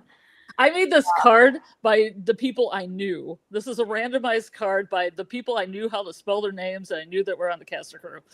Okay. Now let me ask you a question though. You're doing ones that may not be on our card though, right? Because they're all the same names on all the cards. Oh, okay. There's not extra. I see. I didn't realize that. I'm trying to trick you. No, I didn't realize it was just the same names reordered. I thought there were like some that were on some cards and not the other. Okay. In that case, I'm gonna guess, I don't know, David Alpay. I honestly don't know. I thought it was somebody else, so I don't know. Do you have a guess, Jen? Simon Webster. Oh, that is a good choice too. All right. Anybody in chat have an answer? Anybody in the chat got an answer? Have answers. It's got to be on the card. Yeah, it's got to be on the card. 3, 12. What's 3 and 12? Those are numbers, I think, between 1 and 25. Oh. I mean, I can do 3 and 12 next. That's a good enough thing. That's cool. Bill says no. Okay. Okay. David Alpay is a great answer. Simon Webster is a great answer, because he's young. But the person who played this, and we'll check it on the card, is Elizabeth Saunders. Oh, wow. I assumed No it was idea. a male. Interesting. I assumed it would be a male. So same here. Yeah. Very good. All right. That's here. So we'll put her down. Okay. Okay. Question 3. I'll just do 3 and 12 since that wasn't here. Yeah. Go for it. Which actor was a dancer on the 80s TV show Fame? Oh. Fame, I want to live forever. Oh, yeah. I feel like this is maybe a trick question. Because I feel like I know one of these is a dancer, but I thought somebody else was in Fame. Yeah, I'm with Kimberly. I thought it was, I'm going to say Harold Perrineau, I think is the answer. But I also know Kaylin is a dancer, so. Jen? I'm going to go with Catalina. Oh, yes. I have no idea.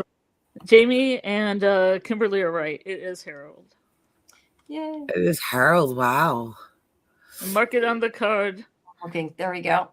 And yes, Susie, you are. She's going to give the answers and then you can mark it. Yeah. All right. Okay, 12. I'll just go with 12 since that was in the chat. Yes. Whose band is called The Bonafide Truth? Oh.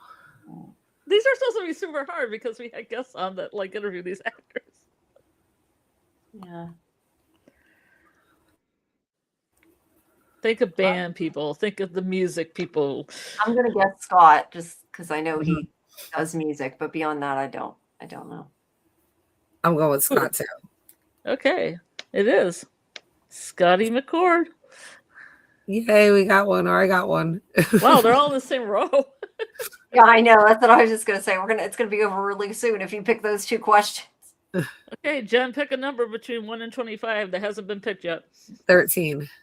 Ooh. That was picked.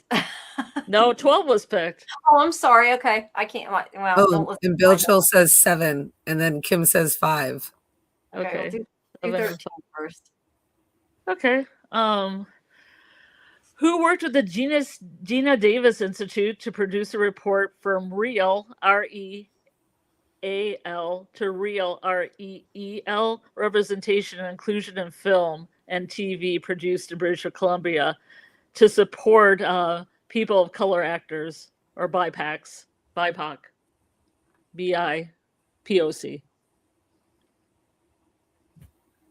I have a A guess. hush comes over the room. I can repeat it again. It's a long question. Who worked with the Gina Davis Institute to produce a report from REAL, which the first REAL is REAL, to REAL, REEL, like film, representation and inclusion in film and TV produced in British Columbia to support BIPOC actors, which would be BIPOC. Person. Yeah. I'm going to guess. Yeah, I would guess maybe Nathan or maybe Pega. I guess it could be Catalina too. I don't know. Yeah, it could be Angela. I'll say Nathan. Why not? All right, I'm going to go with Pega. Pega. Chat. Bill says Anybody know? Kimberly says Angela. B says Angela. Oh, Angela Moore. Is that Baca? Bacta? Angela Moore's Bacta, yeah. Oh, yeah. That makes sense then. They are correct. It's Angela Moore. Good job, chat. All right. Oh, well, there we go. We got a check. Okay. All righty. All right, 7 and 5. 7 Yeah. and 5. Oh, this one's easy. 7's easy. Everybody should know 7. Which actor is a nurse in real life? Yeah, that's easy. They're not all super hard. Oh. I'm trying to look at where the heck the person's at on the list, though. I don't know. I don't know this one. Oh, you don't know this one? No. All right. What did your guess then? Um. Don't look at the chat.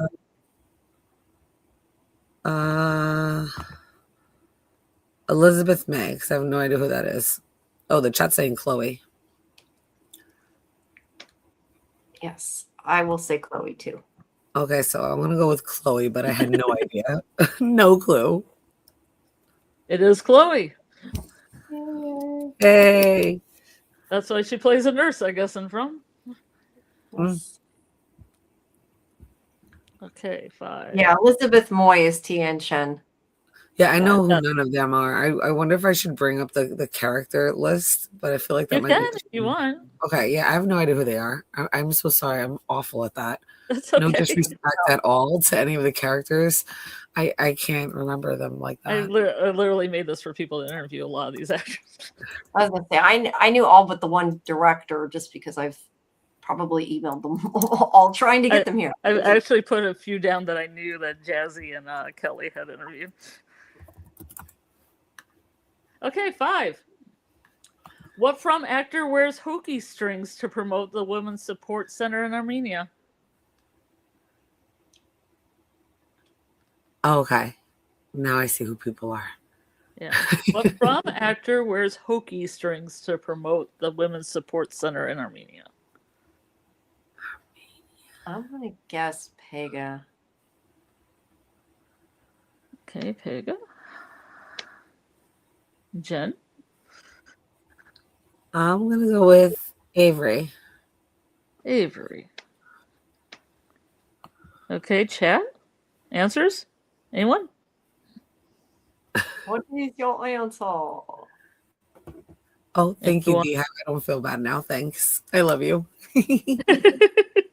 Thank you, B. Pega? Yeah, it's Pega. I think is a good guess. Pega or Avery. You can go either way with them. Pega. Another Pega. And the answer is David Alpay. Ooh. We were way off. Yeah, we were. That, in fact, a fun fact is that he wears bracelets, and people think it's the copy of Tabitha's bracelet when it's actually these hokey string bracelets. Wow. So a lot of times I have to point it out because I've seen that article about hokey strings, and I think maybe even Kelly brought it up with me, and I was like, okay, those are definitely not the bracelet. Then that's just his own personal bracelets. Yeah. That's cool because he wears them on the show, right? We saw him wearing a bunch of bracelets when he was like tripping out. Yep. Okay. Jamie, give me a number. Wait, did you do 5? Yeah, Yeah, you do it was 5. Okay. Sorry. I gotta We'll think. just do it till we get a bingo. I was trying to do something further away from what you were doing. Okay. What was the number? 16. 16. Okay. This actor voices Lucas the Spider.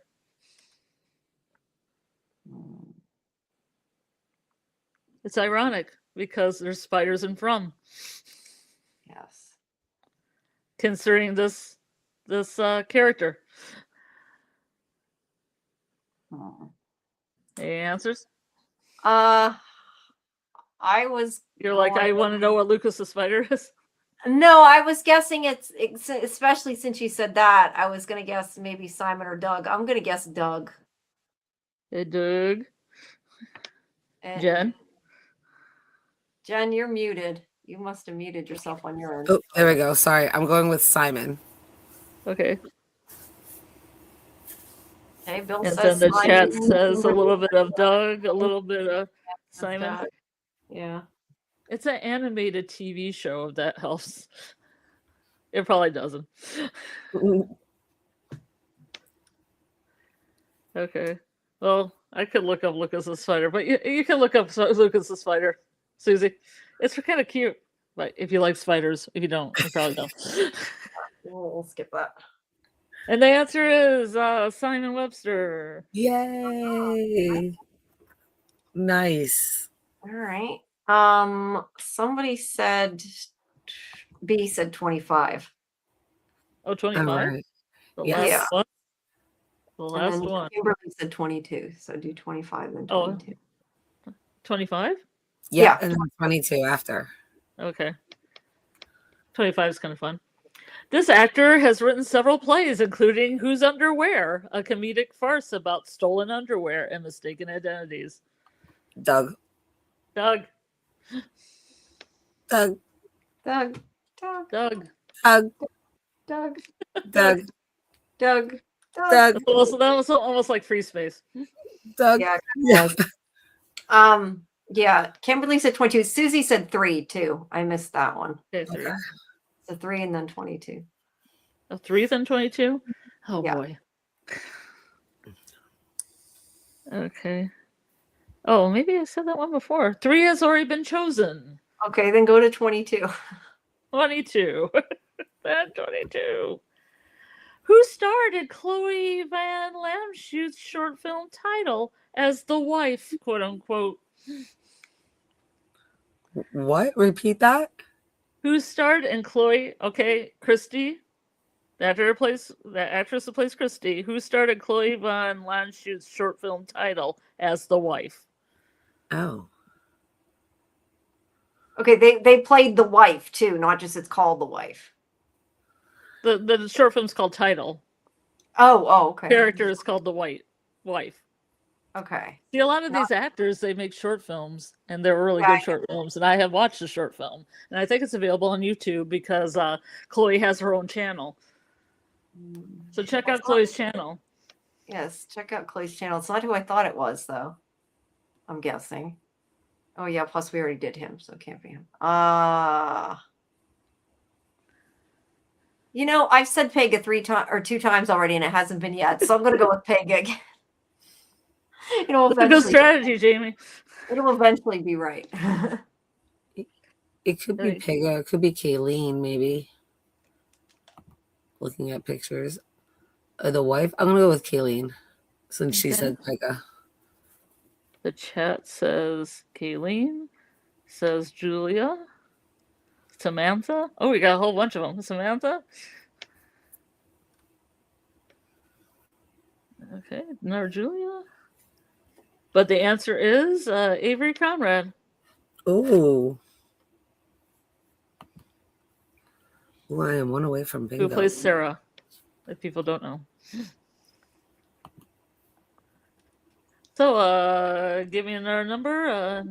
I didn't see anything in the chat. Jamie, you want to pick one? 8. Did we do that yet? Oh, yeah. Okay. Who got stranded in Newfoundland during 9/11? I've heard this story. Have we heard this story? You have heard the story. I think you've actually been party of an interview with the story. I thought so. Yeah, I'm gonna guess John Griffin. Because I feel like it's one or the other, so I'm gonna guess John Griffin. And Newfoundland, B. He got stranded in Newfoundland during 9/11. Well, we know it's a he now, so there now you got a clue. I'm going with John Griffin. John Griffin. It's all kind of fast and loose here, you know.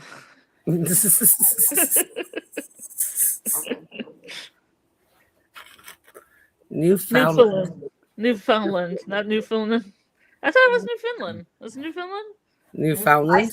I say Newfoundland. I don't know. I say Newfoundland, like a normal person. Just kidding, MG. Just kidding. Newfoundland, Newfoundland. I thought it was always Newfoundland. I thought it was too, so I don't know. Newfoundland. Newfoundland. It's in Canada. My head hurts. Newfoundland. Newfoundland. It is in Canada. That's just say in Canada. I'm gonna stop this right now and say the answer is John Griffin. Okay. Stop the man. Oh, we're so close. How about 21? 21. Okay. Which actor was actually wearing a bodysuit during his rebirth scene? I think we might all know that. I don't know his name. He's not on the list. I'll let Jen catch up. Yeah, you're going to do some researching. And he's on my Instagram. I just don't know where. Like, I can't bring that up right now. Okay, I got the name. I found it. So, okay, I found it. I got it. All right. What is Jamie Maguire. Okay. Ta-da. You say the same? Yes. Concur, Jamie? I Chat concur. concurs. You concur. We concur. I don't have a gavel. Oh, we're very close on bingos. Yes, we were close. Okay. Somebody give me a number. How about 10? Did we do 10? Let's see. Okay. 10 is who came up with the term frumily? Oh. I don't have the answer to that. Yeah, I don't see like the people. You don't see the people. I'm gonna guess. I do not see the people. I'm gonna guess Ricky, but I honestly have no idea. That's a complete guess. Yeah, maybe I should just say Pega again. She's gonna eventually be right. But no, I don't know. I'm going to say Ricky. I don't know why. I'm going to say Ricky. I'm gonna go with Jack Bender. Ooh. Okay, chat. We got a couple Rickies. We got a Samantha Brown. We got a Pega. We got a Pega. Pega. Sorry. Pega. Because it is Pega. Ah, good Allegedly, job. she said. Allegedly, she came up with this. Elizabeth Saunders said. I believe her. Nice. I did not say that. I did not hear that. That is amazing. Yay. I didn't hear that either. It's on Okay. Instagram, of course. I miss so many things on Instagram. Okay. Throw another number at me, I guess. How about 7? Oh no, we did 7. How about I said 17. 4? Oh, 4? We 4. haven't done 4. 4. 4. Which actor is a professional breakdancer? Breakdancer. Breakdance. I'm going with AJ Simmons. Yeah, I'm going to guess that too. Just because I could see that. Anybody in the chat? Ooh, Bill says AJ Simmons. Anybody else? Oh, Kimberly says AJ. Yeah. Probably Jamie's AJ. No, wait, AJ Simmons. No, not that AJ. Kimberly has bingo. Ooh, Kimberly. Do we have a happy noise? Was that a happy noise? I don't have sound effects, but yeah. No. Do we keep going till we get one or not? Yeah, sure. Why not? Okay, it's AJ Simmons. Okay. Yay. Okay, somebody throw me another. Somebody said 22 and 2. 22 and 2. Yeah, whichever one hasn't been taken. 22 and 2. Wait, I think 22's already been said. Okay, then go with 2. Yeah. Let me get there.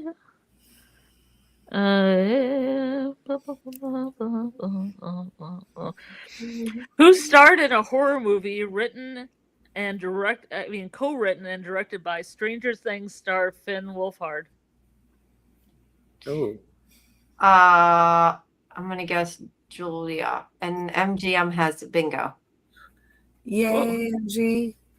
Which one's Finn? Out of curiosity, which Stranger Things person is Finn? Finn Wolfhard. He's the one that was also in Ghostbusters. He's Mike. Mike, okay. Eleven's boyfriend.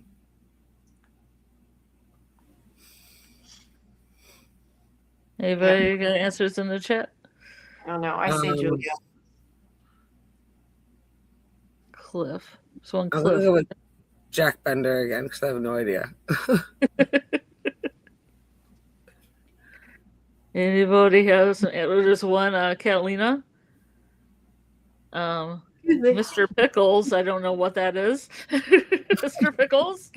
Mr. Pickles. Mr. Pickles. Pickle Rick. Cliff Saunders, Julia. And the answer is Julia. Julia Duell. Julia Doyle. All I can't remember right. the name of it. Do you remember the name of it, Jamie? Did you cover it?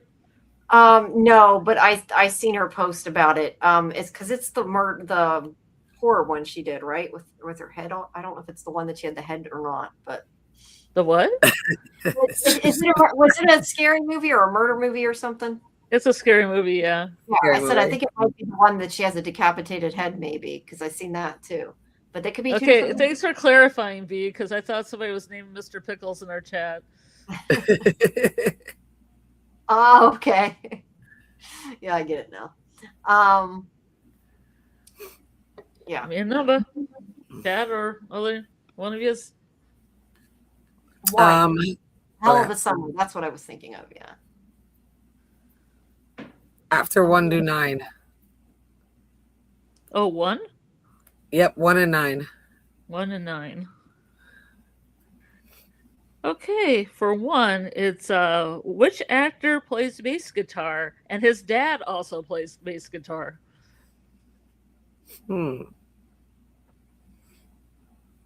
Actor plays bass guitar instead.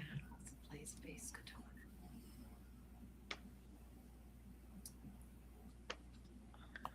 I'm gonna guess Ricky. I don't know.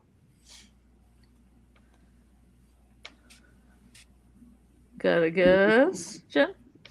Oh wait, I didn't think about that. Yeah, I'm gonna change mine to Nathan. I thought we already did Nathan. Yeah, I'm gonna go with Nathan Simmons. Yeah, I was thinking we already did him. I'm gonna say Nathan. Okay. Like Nathan's. And the answer is Nathan. Nathan Simmons. Hey. All right. Okay, let's see here. Who won a Leo Award, and that's a Canadian award, in 2023 for Best Supporting Performance by a Male in a Dramatic Series for From? No, wait, it's Canadian award. What's it called? Whoops. I The missed Leo it. Award. The Leo Award. And Bill has bingo. Oh, Yay. I guess I don't have to fact check Congrats, it. Bill. So we don't have any prizes. I'm gonna go with Cliff Saunders. I'm gonna go with Ricky. Oh, I didn't even think about him. Where were you going with, Jen? I was gonna go with Cliff, but I guess Ricky probably makes more sense. Ricky. Yeah, I'll go with Ricky. That makes more sense. Oh, Lee wants to hear it again? Okay. Who won a Leo Award in 2023 for Best Supporting Performance by a Male in Dramatic Series for From? If you have an answer, put it in the chat. Let's see. Cliff. Some more clips. Yeah. But the answer is Ricky. It's Ricky. Ricky.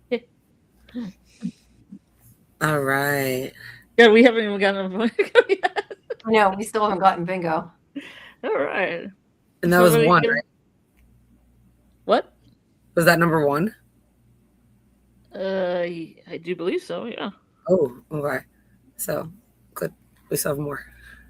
I didn't know if that was 9. And then Bill Chill Oh, I says did 9. 1 and 9. I did 1 and 9. Okay, so 19. 19. Which actor is also a dancer and played a ballerina in the Netflix show Hit and Run? I'm going to go with Katarina. I'm gonna go with Caitlin. Excuse me. Oh, is that the wrong way? Hold on. Did I looking over the wrong person? Oh, hold on. Who's Marielle? Oh, Caitlin. Caitlin is Marielle. That's what I'm going with. Marielle. Or Caitlin. Okay. Both of you? Yep. Okay, chat. Chat. We got 2 What's this here? Caitlin, 1 Katarina, and a Samantha. Raise you a Catalina. Oh, wait. Karina. Oh, Katrina. Oh, yeah. She's on here, too. She got a question. I got a Carla question on here. We probably won't be able to hit. Okay. And it is for our bingo. You know where the bingo is. Yay! Bingo, everyone. Bingo. Everybody get a bingo. Everybody loves bingo. Yee! All right. Do you want to finish off the rest of them, or do you want to switch to something else now? It's up to you guys. Oh, we can switch to something else. We're at the 2-hour mark. I didn't know how long you guys wanted to go. Yeah, it's been a bit. I was wondering. Oh, we don't want to do that. Hold on. I gotta hide that. Whoa. I love that. I just leave that. The Hall of Mirrors. I like the infinity mirror. All righty. So, what now? Should we? I guess we could spin, or do we just want to pick something we want to talk about? Because we are getting we are at 2 hours, so I don't know We how can long. spin the wheel. I want to go. Spin the wheel. Spin Hold the on. wheel. I get the window Spin wheel the open wheel. here. Put it in a small window under me. Whoa! Yeah, I know. I was thinking, wait, Whoa! let me Whoa! hold on. It won't spin. I'm trying to get it to change, and it's not working. There we go. Hold on. Nice. That didn't work, did it? Okay. See, that's what happens when I cropped it to the other thing. Hold on. Oh, there we go. See, this is why I need to do this stuff ahead of time, but I didn't realize what we were going to do. Okay, I will fit it. Ooh, sorry. Moving that, damn it. Okay, we'll do that. Very There we go. nice. Very Okay. nice. Jane. Okay. Nice. All right. Spin, spin, spin, spin, spin, spin. We got Ethan again. We'll have to respin. We got Ethan Yeah, before. we don't need to talk about Ethan again. Let's go. No, No more Ethan. We don't want to talk about Ethan. All right. Do. Drawings, pictures. All right. So, what do you think? I have a question for both of you. okay. Yes. So, Henry has a bunch of pictures of Victor's, and they're all kind of in a big lump before he gets to see the man in yellow picture of the man in yellow consuming his wife. What do you think the back of the wad of the drawings means? I've heard different interpretations of what it looks like, and I don't know if Jamie might be able to find a picture of it. I can look. I have one somewhere. I can find I it. heard somebody said a car. It kind of looked like the inside of a car, but I don't know. Hold on. Yeah, I've heard things as such as the man in yellow being entangled in the root symbol, the man in yellow being attacked by crows,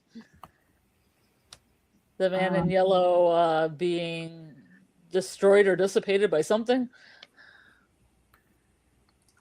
This was episode 4, right? I do believe so. Okay, no, I'm just finding the picture so I can send it to Jamie. I have it. I got it. You got it? All right, never mind. Yeah. It's not gonna share it right though, because it's not. I can do that and say, well, that works actually. Yeah, that picture know. right there. That picture there. That picture there. There you go. Now we'll put it back. What do you think is back there on that wad of paper? This big wad of drawings. There, I'll do it like that. I don't know. It's something with the man in yellow with his head covered. Maybe in a cave. I don't know. It can be, in my opinion, it's one of two things. Either like a crow attacking the man in yellow or it opening up, like his mouth opening up to become a monster. Interesting. Yeah, I do But see I kind think of a crow my attacking person him. I like a crow that. attacking. Yeah. Yeah, I like that. I never looked that close at it, other than I saw somebody said a car. But yeah, I'm gonna say a crow attack him. I like that. Right. Exactly, Susie. Because like the man in yellow is like a rat, so I could see the crow attacking it. And I think that's why Sophia looked a little nervous when she saw the crows. Like the crows knew it was like the man in yellow was there, but it was like looking around because it was like shit, and trying to warn maybe a little bit, but it definitely would attack, I feel, the man in yellow. So that's probably another reason why he couldn't come in his original form. Yeah. I'm trying to think of those pictures that we've seen for the season. We have like a fishbowl. We've seen like the spiders. I know Jamie doesn't want to talk about spiders, but the spiders, the flood. Yeah, but I meant in the season though. Like, have you seen the man in yellow picture that we saw? Didn't they have the picture of the Matthews family that Victor gave? Yeah, we had that too. That's true. Yeah. And I thought that was like definitely what Ethan was talking about back in season 1, episode 2. Remember when he's like, I saw a picture and it was you, me, and Mom, and Julie was there. And then the spider came down. And I know there was no spider in that drawing, but I feel like that's the drawing that he was talking about. But that's not what we got. Like, there was no confirmation of that. I'm just thinking of that because I know a lot of things come back to those first 2 episodes. Yeah.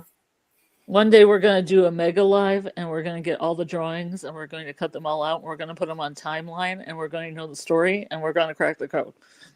I do want to do a live about the drawings. What did you think this episode when they were bringing Henry into the room a lot of those drawings are gone, right? Like Victor took them down off the wall, considering what we've seen in earlier seasons. But when you're looking at Kenny and he looks at the drawing, right behind him, there's that drawing of like what looks like either the grandma monster or just something scary in the background. And we've seen this drawing before. I think it's also in the opening credits. And I'm like, wow, of all the pictures to take down, they left that one up. So I wonder if that means anything or is referencing something else, another entity, or its true form, or just maybe it's the grandma monster. It could be just as simple as that. Which picture are you talking about, Jen? It's a picture. So it's when it's when Victor and Kenny are talking to each other and they just put Kenny down they just put Henry down in the bed because he's drunk. Oh yeah, okay. And Victor actually shows him the picture, but the picture on the wall behind Kenny is the picture I'm talking about. Do you want me to find it and show it and put it in the chat? It isn't the dress one that looks like a bride. Yeah, yes, I think it is. That's the one I'm talking about. It's like all black. Oh, this one's all white. No, this one's okay. So hold on, I'm finding the picture. I'll show it to you right now. Hold on. Yeah, I'm not sure which you're talking about. We'll have to know because I know there's all these theories about the outline of the. People thought maybe it was Bride Monster. People thought it was indications that Emmanuel was going to change it to Sophia, change it to a lady. And, other theories. I'd have to see a picture, Susie. I'm trying to think. Looks like the record thing. Oh, like a Dharma wheel?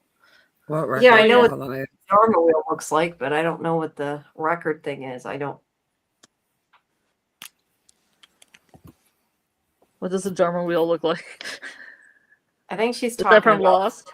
Yeah, it's from Lost. Lost. About when they spin the wheel and it had to do with the polar bear. I don't even remember. It's been forever. Yeah. Yeah, I don't know. I mean, you can always call in, Susie, if you want.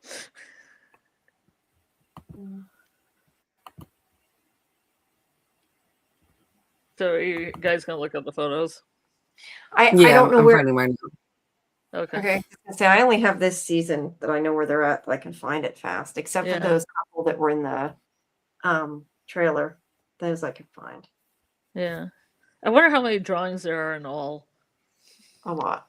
I mean, you'd have to do the paintings too. I guess you would have to do also Miranda's paintings, which Miranda's paintings, absolutely. Yeah. And then Ellis's charcoal drawings. Mm-hmm. Like that one eye, that weeping eye. Yeah. The woman with the tea kettle. She has tea kettle for some reason. Is it the same as the eye from the credits? It's charcoal. Like he does his style is charcoal, so there's a lot of kind of black sketches, like black charcoal sketches in the attic room. And people were saying that the woman with the tea kettle foreshadowed Fatima becoming pregnant. Because there's a woman holding a tea kettle, like right kind of where her womb would be. Interesting. I don't know. I'm just thinking of the eye that's in the credits. All right, I just put it. The link is in the private chat to that photo. All right. Hold on. Let me change. Now you said that there's. Oh, okay. I see what you're talking about. Hold on. Oh, poo. Sorry, when I do it, it's got to pop up in OBS that link, or it doesn't work. There. Well, that worked out okay. Oh, yeah, that one? Yeah. Okay. That. Ghost. Yeah, I don't know. Right. Gonna haunt Kenny. It could be a bride. It could be the bride monster. I just thought it was, like I said, pretty odd. Is there actually a bride monster? I don't know, but it's odd that there's not many pictures really up on the wall, and that's what he chose to leave on the wall was that and the two houses, which we see in the opening credits. So I'm wondering if that's supposed to foreshadow something else that's coming. Don't know. Well, maybe. And what would you say? What would you say is around it? Would that look like a door and spider webs? So the right spider webs, like the round, or I don't know. Oh, those white kind of, yeah. Yeah. Broken glass. I don't know why. Like I'm Oh. envisioning like a broken window, like looking into it. Oh, yeah. Mm.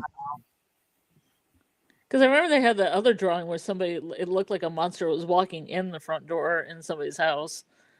Mm. I wonder if they could also smash windows. Yeah. You want to do another category? Yeah. I think we're kind of draw it out. Yeah, hold on. I gotta change it back. Hold on. I'm looking for which damn window it is. Hold on. In the wheel. There we go. If anybody in the chat has interesting anything to ask, please ask. Yes. Don't be shy. All right. Oh boy. No, it says talisman totems. Oh. Okay. All right. So, yeah, I don't know. Do we have anything new to say about the or the totems? I mean, we know that Tabitha used them to. It can kill dolls. Yeah, I think she must have seen, and we said this in, but I think she must have seen somebody use them because I don't think she could have, as a girl, pulled that out of the ground. It would be too heavy and too big. Unless she has supernatural skills. Witchy powers. Skill set. Yeah, witchy or fairy powers, as we pointed out previously. Mm-hmm. I'm wondering if she made them. Oh, the actual totem? Yeah. Maybe, but how would she know it would work? I don't know. How does anybody know how anything works? How do Maybe they else would work? Yeah, they might have figured out the nightmare realm part of From. Yeah, I don't know. Kind of like the cicada monsters. You know, Sarah makes the reference that was Nathan's biggest nightmare. Like he was really afraid of cicadas, and that's what we saw. So I know that there's other connections to what the cicadas could be, but we definitely see that, or we hear that line that Sarah says. So it's definitely a connection to there being nightmares that come to life. And I believe somebody else mentioned something of that nature as well, or like asked that questions if like the nightmares really come to life. So I do think that there's a reason why this has been said or seen. And it could be because somebody created it or cast a spell about it. And that's why we see that. Mm-hmm. Bill said, how many totem swords are there? Is there 4? I don't remember how many there are, but they are oddly placed. We have the 2 like when you walk into Cannibal Village, but then the rest of them, they're not really like placed in front of a door. They're just like oddly placed around. I thought there were 6, but I could be mistaken. I honestly don't remember how many there were. Does anybody in the chat know? I mean, there were 4 dolls, so I'm like thinking maybe there's 4, but I think there was more than 4. There were 3 dolls. Why am I thinking there was 4? Are you thinking of like Megan Pratt's doll from episode 1? Hold on. Da-da-da. Yeah, there's 3. I don't know where I'm getting 4 from. I thought on the ground there was 4, but my picture shows 3, so I think I made that up. I don't know. I see 3 now. So, but I do think there is more than 3 totems for sure. Right. Why do they have different appearances? That's a good point. I think they were just carved different. I don't know. Do you think there's like a reason? Or they have the totems, the ones that are hear no evil, see no evil, and speak no evil. Okay. Because I don't know if you've ever seen that, Jamie, but there's like one that looks like it has its totem arms by its ears, and then another one has its totem arms. Am I saying this right? Over its eyes, and then the last one is over the mouth. Which actually kind of makes a lot of sense because there've been theories that somebody's going to lose an ear because people have been losing tongues and eyes, and that would be like the trifecta. Yeah, Here, I want to see if we can find. I don't remember them having hands though. I don't know. I just remember them having a stick. Do you have a picture? Anybody have a picture? Four until this episode. I thought I saw 4 laying on the ground. I thought I did 2, but my screenshot shows 3. So it makes me think either it was in 2 separate shots and I didn't get it, or I was wrong. As for the totem, I'm looking. Hold on. I might have one from this episode. I don't think you can see it because it's like so dark. Yeah, you can just see in the picture, you can see kind of like the skull on top of it, and then like the pointy thing. You can't really see anything of it, so I can't really answer that. May says, were they just that quick creating them to deal with the dolls, or were they always to deal with insert monsters here? Ooh, maybe. So I have a question. Do you think in every cycle they're able to create some type of a amulet of protection? The totems, the talisman. Do you think like this cycle somebody will be able to create something that will be protection for future cycles? Do you think the golem will be that? Interesting. I don't think like they create talisman each cycle, if that's what you mean, but could the golem protect them? Well, Maybe. like no, just like they create some type of protection. Like the totem poles was one cycle, the talisman was a different. Something was created for different cycles for whatever different monsters or different. I don't know. Yeah, maybe. I hadn't thought of that. I guess it's possible. Randall was carving one. You are right, MG. It did look like he was carving that. Yeah. Maze had also said about the totems. Were they there when she was little, or the dolls? And the dolls were created when she was little. Wait, have you used to were already there?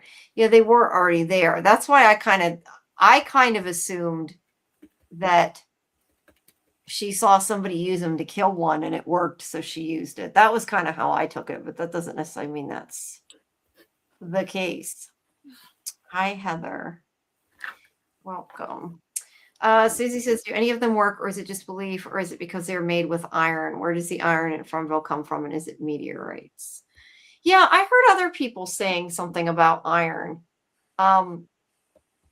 Do we actually know it's iron, though, or are people just assuming that? Would be my question.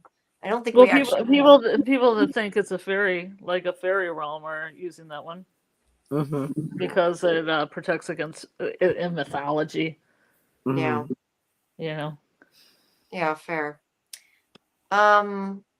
Anything else about the talisman? I said earlier, I know a lot of people think maybe Julie's going to put them there for Boyd to find, which I kind of like the idea of. I like Randall carving. I like Randall carving them and Julie bringing them with her and placing them there. I do like that idea. Because he was doing that in the bus. He was making a little carving.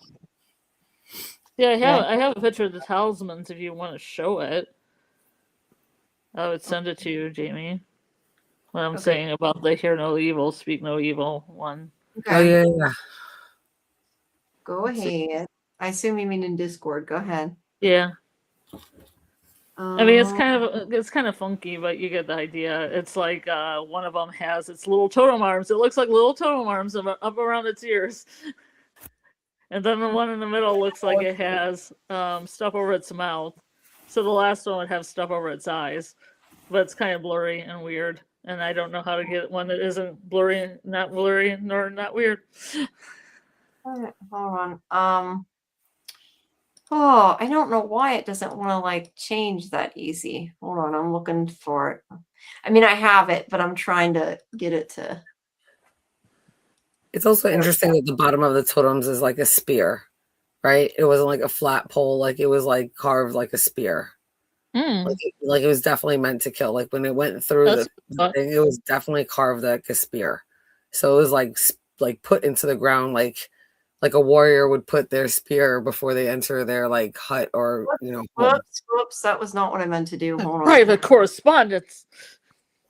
Yeah, or it could just be that it was a spear to because it was like in the ground, Yeah, like a stake. It could be that as well. I can't get it to. It's not gonna. Oh, there it goes. There's the other one. See, to me, the third one has its arms down though, so I'm not sure. I can't really see the third one really well. I was trying to find a better picture. No, This but the is what I second had one available. in the middle, to me, looks like its arms are straight down. Well, the one in the middle, its mouth is the one that's. It's like it looks like it's sewn up. Oh, okay. Cool. No, I don't know. I did not Look at notice. its mouth, Jamie. I'll take it for your word for it. That's And interesting. then the though. other one has its eyes. Its eyes are the focus. Yeah, the other one I can see it looks like its heads up at its eyes, but the second one I don't know. I can't tell. All right. But they're usually put up to like ward off evil, Yeah. like the ancient evil that's in these woods. Yeah. There's a lot of evil in this town. Let's put it that way. Hey, Fletcher, welcome. We had talked a little bit about your theory earlier. And hopefully I explained it right in my summary. All right. Do we want to spin again? I know it's getting pretty late. We've been on for almost 2.5 hours. Yeah, I wondered which totem did Jay tear apart? I don't know. I can't I know remember. there's more than 3 of them though. I do know that. Because I remember the press dumper photos before. I would assume it had to be one of the ones by the entrance because they were outside of Cannibal Village and he had like run back to grab something really quick. So I'm assuming it's got to be one of the ones that when like we saw in like the background of Donna and Tabitha when they were walking up to it. I'm gonna assume that. I don't know that because I have to go back and probably rewatch. Hey, Dieter. Yeah, hey Dieter. I'm not sure. Yeah, I don't know. Since it's missing, it's hard to say where it was. Like I don't remember without going back to that episode. Oh, they didn't take. I was thinking they took the whole thing out. You're right. They just took the bottom piece. The leg piece. Yeah. Phil Chill, do you remember which one it was? Out of those 3. There's more than 3, so I'm wondering. More than 3. Oh, yeah. There is. Yeah. There's those 3. Then there's 2 at the entrance. Oh, there is. There was one by where Donna was making that fire. It was near the bear trap, as Susie says. So is that like the bear trap was right outside the entrance? The squiggly S-shaped one. So that would be the See No Evil. I wonder who put that bear trap down. I thought for the longest time it was Eloise because I thought she was living out there. Yeah, the other question is why did they put the bear trap down? I think is the more of the important question. Like, or why did they put it by the totem? Or that too. Yeah. We were probably meant to figure out that you could rip it out and use it when Jade did that. If we consider he probably made them. He might have. The bear trap wasn't for bears, but for certain colonists. Bear traps were invented in the early 1700s, so definitely in those cycles. Right? What's 1752 is it? Or 1762? I forget which. 1752. Yeah, 1752. Yeah. So, gosh, I hope that wasn't used on Jade. Oh, man. Or Tabby. I will have to figure out how to do that. Dieter, I'm looking. I lost my. I don't know how to do that. I'm trying to see. So yeah, I don't know anything else. No. Yeah, I don't know. I'd have to stop to do it. I can't. I don't know where they're at or how to do that. Sticker gifts. I'm not sure how to do that. So Heather has a good question. Hold on, let me scan. Heather does have a good question. Speaking of See No Evil, Sarah took Elgin's eye, Toby's tongue. Whose ear is she going to take before the show is over? I like that. I like that. Whose Her own ear? No. Sarah's. Huh. It's like whose ears are important? Jade's ears are important because he has a ear to play the music. Hmm. Who else? The like button or tabby dolls are coming for you. I like that Fletcher. Fletcher. I'm like not even knowing anybody's name now. My head's hurting. Sorry.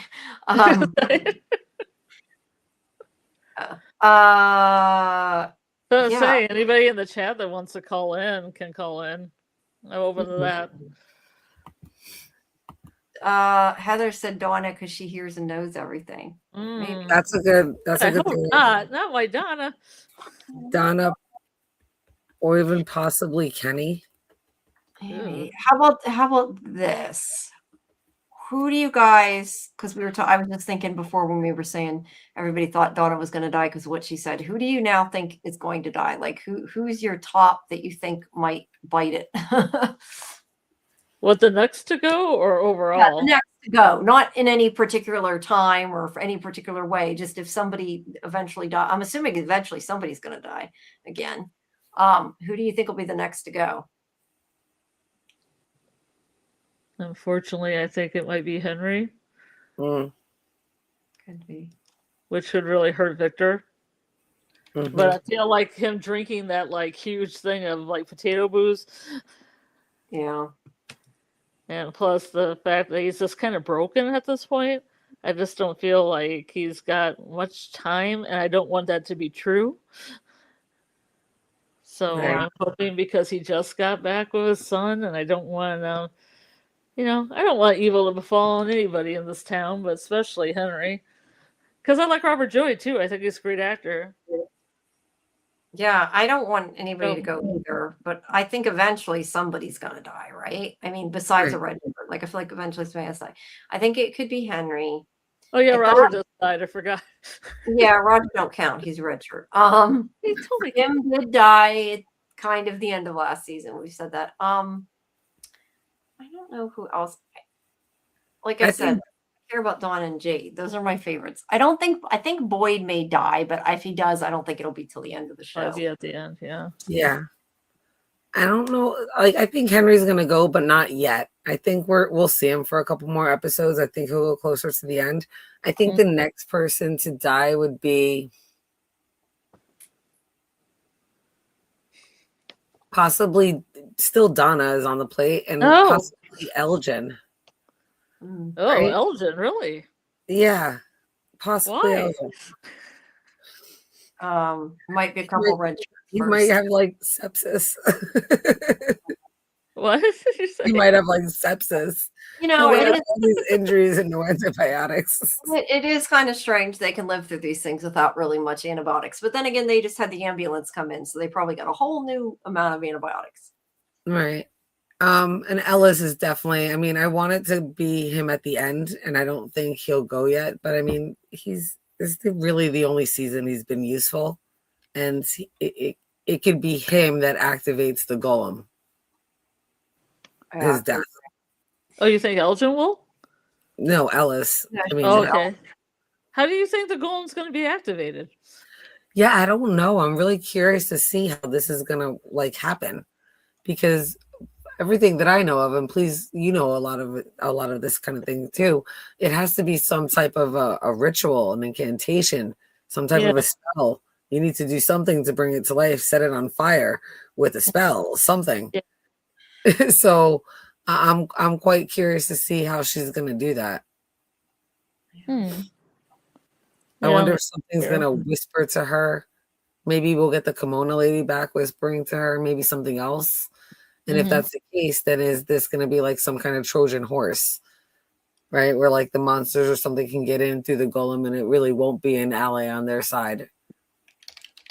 That's not really what I want, but I could see that being a possibility. Yeah. What do you think? It said it could be activated by a static experience induced by the ritual use of various letters of the Hebrew alphabet, forming one of the names of God. The piece was written on a piece of paper, and we love our pieces of paper on the show. and insert it into the mouth or forehead of the golem. Yeah. Mm. I forgot Really about that. gonna get one of her bookmarks? Yes. Because that X almost looks like a Hebrew letter as well. The one that's So on I the wonder bookmark. what she's gonna have to put into that golem's mouth. Any Tell us. theories? Oh. Yeah, I don't. She might. Yeah, but she's got two. I mean, I don't know if she can murder another person because I had in my theories thing. I was going to ask you about. I was going to ask you if Fatima was going to be revealed as a murderess, or is she just getting off scot free here? I think she's gonna wind up getting off scot free. To be I quite think so, honest. too. Yeah, I think so too. Except for Smiley showing up at her window. Yeah, I don't think anybody's gonna pull it, like tie anything together with Tilly. I think she's gonna get off scot free. Yeah. Do you think Smiley and the golem will battle each other? I want that so bad. I think that would be epic. Yeah, I That'd be so epic. I want that so bad. Golem versus freaking Smiley. Let's go. But I do think that Kenny and Boyd are going to try to, well, specifically Kenny, I think he's going to try to trap Smiley and use Fatima and her connection as bait. And that's why I'm wondering if, like, she does activate the golem and it comes down like they have a fight, like Street Fighter style. The music starts playing. The question is, who wins if that happens? I want like a final move and everything, like Mortal Kombat. Finish Oh. him. Sorry. Finish him. That would be funny. But yeah, you know, we love our papers, and she's gonna have to write something down or say something. So I'm curious to see how that's gonna happen. We all think it's gonna probably backfire, I assume, right? Yeah, but her dad might have known that information because he had studied all the different kinds of mythological and religious systems. But does she know that? Heard it in passing? Yeah, Probably not, but maybe it's in there. I'm hoping, right? Yeah. I mean, that thing's got to get up and move, right? It can't just sit there. Right. It's gonna like break through the floor and kill people if it does. It's gonna land perfectly on its feet and then just jump out like a cat into the night. Wow. So yeah, I can see the golem turning around and killing people. Even turning around and killing Ellis. That would be fucking sick. Yeah. Because it says on Wikipedia the existence of golem is sometimes a mixed blessing. Golems are not intelligent. If commanded to perform a task, they will perform the instructions literally. In many depictions, golems are inherently perfectly obedient. So that could be a problem. So and it's really his modern form, the golem of Shem, became enormous and uncooperative. In one version of the story, the rabbi had to resort to trickery to deactivate it, whereupon it crumbled upon its creator and crushed him. Hey, thanks, Dieter. Yeah, thanks, it could even be the end of Fatima, right? so Not in the beginning, but could wind up being the end of Fatima. Yeah, it could be. I mean, it could be that like they're Ellis. big and stupid, so She has it to could be take very out careful Smiley with and then her. crumble right on Fatima and smush her like a grape. Yeah. If she says kill the monsters, what if it thinks that Boyd's a monster and goes after Boyd instead of like Smiley? Fatima's a monster because she gave birth to a monster. That's true too. Yeah. Because of the connection, it might not know the difference. Yeah. I don't know if this golem's such a good idea now. Or what if the golem protects both Fatima and Smiley because it knows its connection and kills like everything else, but Smiley, I don't know. It's crazy. I'm really curious to see how they're gonna pull this off. It just destroys everything but Ellis and Smiley. That would be bad. You're not my daddy. Yeah. So Smiley's like Pop Pop, and Boyd can live too. It'll be Pop Pop and Daddy. He'll be like Sophia. Daddy, I want my daddy.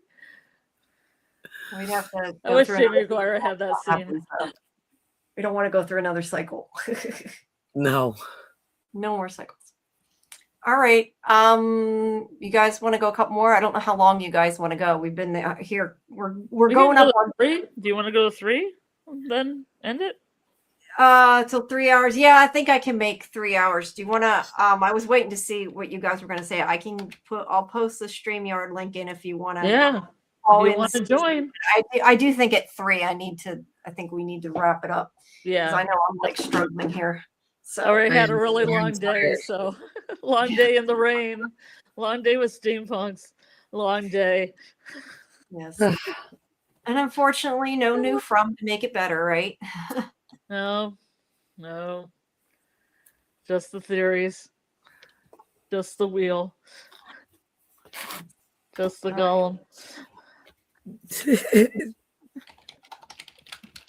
I mean, my mind just goes crazy now thinking about like who the golem could punch or who it could fall apart on or what thing she says that could be taken a totally different way. You know, Exactly. Golem, So many help ways. us. And he helps them by killing everyone because that's the best way because they're all suffering. Right? Helps them like Abby would. Yeah, helps them like Abby would. Exactly. I guess they're all in the family now. That's some weird family tree. We got like Smiley here. We got the golem. Imagine if the golem goes after Ethan. I think that would give like you would probably lose your shit because you'd be like, "That's proof that he's a man in yellow."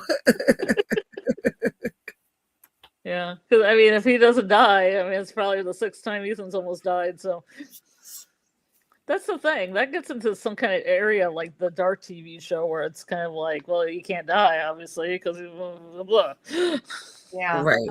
Well, unless it's like split off into alternate universes, then anybody can die, right? I feel like it depends how the time works. Do you believe in alternate universes? Do you think there's multiple Froms? Because I read a theory about there's 2 or 3 of the town. I mean, I don't personally think that, but I'm saying that could be a theory. I know, but yeah. B says maybe the golem's going to be Abby's proxy. That's something I didn't think of. Yeah, maybe Abby could use that it. ring. They're gonna put that ring right in there. They're gonna put her ring in its mouth. That'd be awesome. Oh, I didn't think of that. That actually infinity ring. Oh yeah, that makes some sense there. Then it's gonna be like Abby Golem.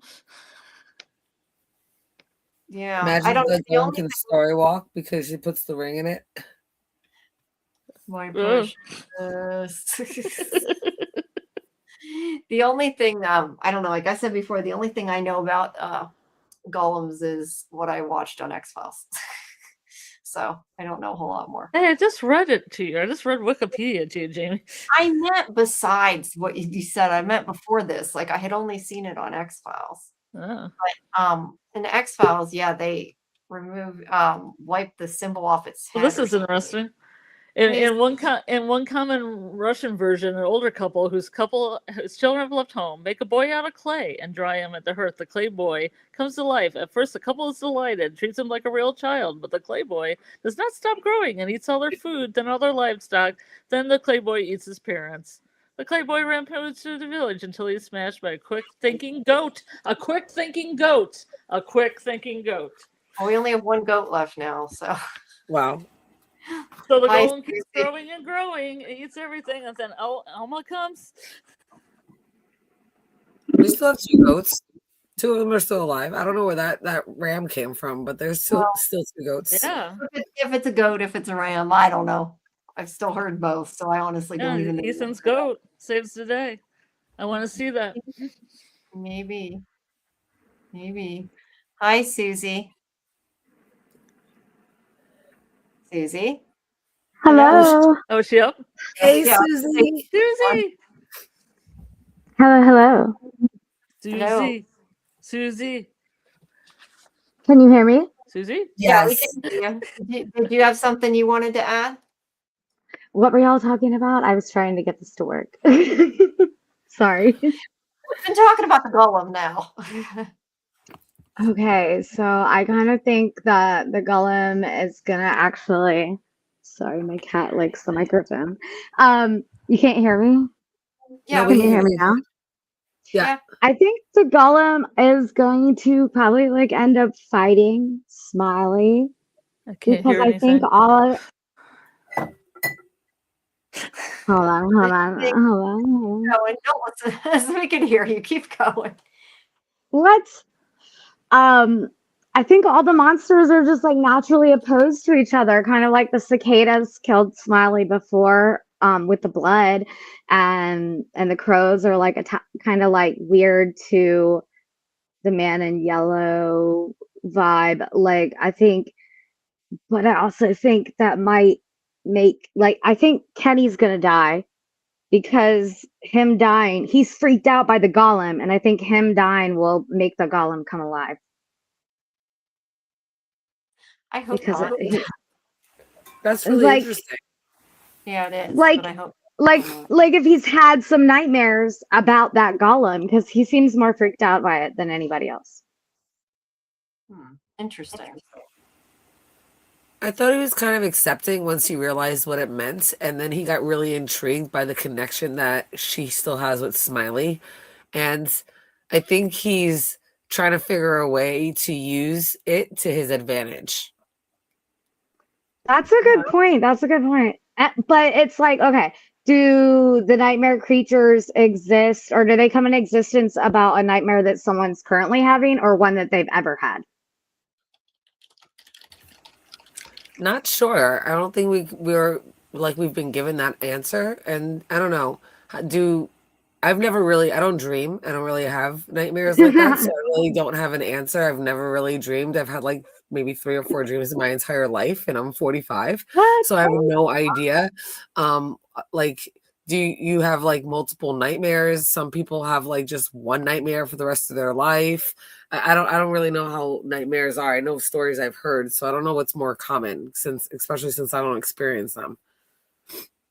I mean, I don't know. I've had different nightmares throughout my life. I don't know I remember all of them, but I think the thing that we do know, at least now, is it seems like the person has to die before the nightmares come to life, right? At least that's Right. That's what it seems like. Yeah. Yeah. yeah.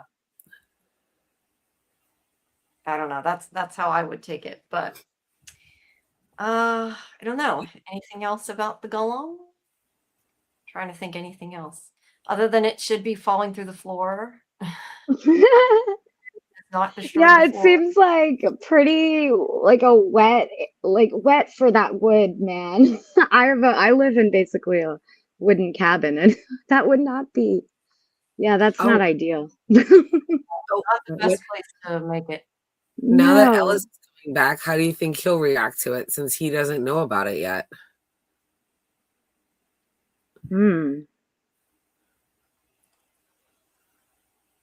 That's a good question. I think he's he gonna be just- freaked out. Really? That's interesting. I feel like he's just gonna go with the flow. Ellis doesn't get mad about a lot of things or upset about a lot of things. I feel I like mean, he's an artist. He'll probably encourage the. It's almost like pottery, right? Like, kind of yeah, you're probably right. very big one. Now I don't know. I just can't really see. I mean, you don't really see Ellis. Like thinking back, do you really see Ellis freak out all that much about things? Not like in the sense of what I could see of somebody else. Like I feel like Ellis is just gonna be like, oh, okay. Yeah, he'll probably go with the flow, especially since his father and Kenny are very accepting to it. So I'm sure she'll mention that and say that. But I could see him like being very curious. I don't know. I want to know if he's going to be like curious, kind of get angry until she explains it, if he's going to know right away what it means. I just want to see like, I don't know. Like I said, Ellis, I feel for the first time ever in 4 seasons, he's actually doing something. So I want to see that keep going on the right track. But everything we've seen so far, every time they take like 2 steps forward, they take like a step back, or vice versa, like 1 step forward, 2 steps back.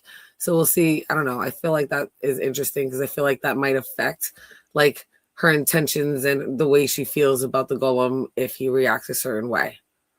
Yeah. And Scarlett, you are back on. I know it still has Susie's icon on yours, but you are back on. Oh yeah, maybe I can hear it too. Maybe. I'm gonna put up Papa Sock says who died to come alive. I This can hear you, cycle. Susie. Good, yay. So, look at him. Okay.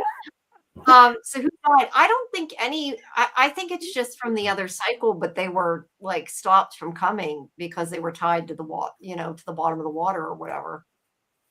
I don't know. Do you guys have more comment on that? Whoop! Where'd Susie go?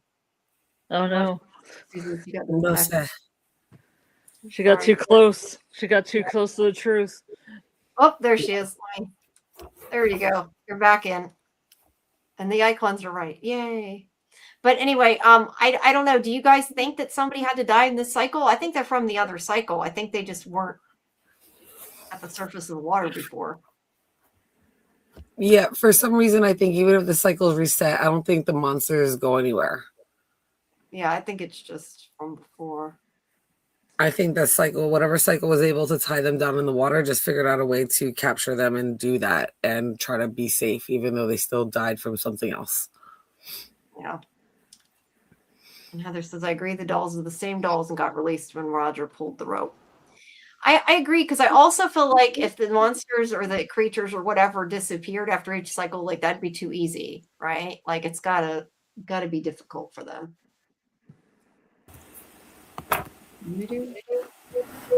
All right. Do we want to spin again? Yeah. Sure. Spin it. Okay, hold on. Let me.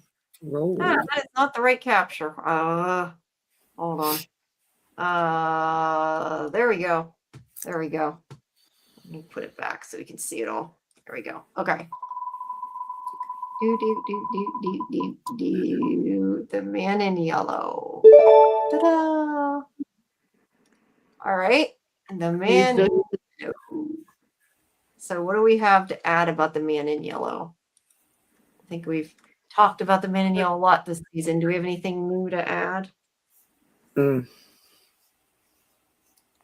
Do you guys think we're going to see him again? Or do you think like it's just Sophia now? I really hope not. Like, I hope that it's, I mean, like, I hope it's not Sophia. I really want to see more Doug. Like, I really want Sophia to be found out already, so that way we can get some Doug back. Or at least Julie needs to, like, step up her story walking game so we can see more, like, of Doug. Yeah.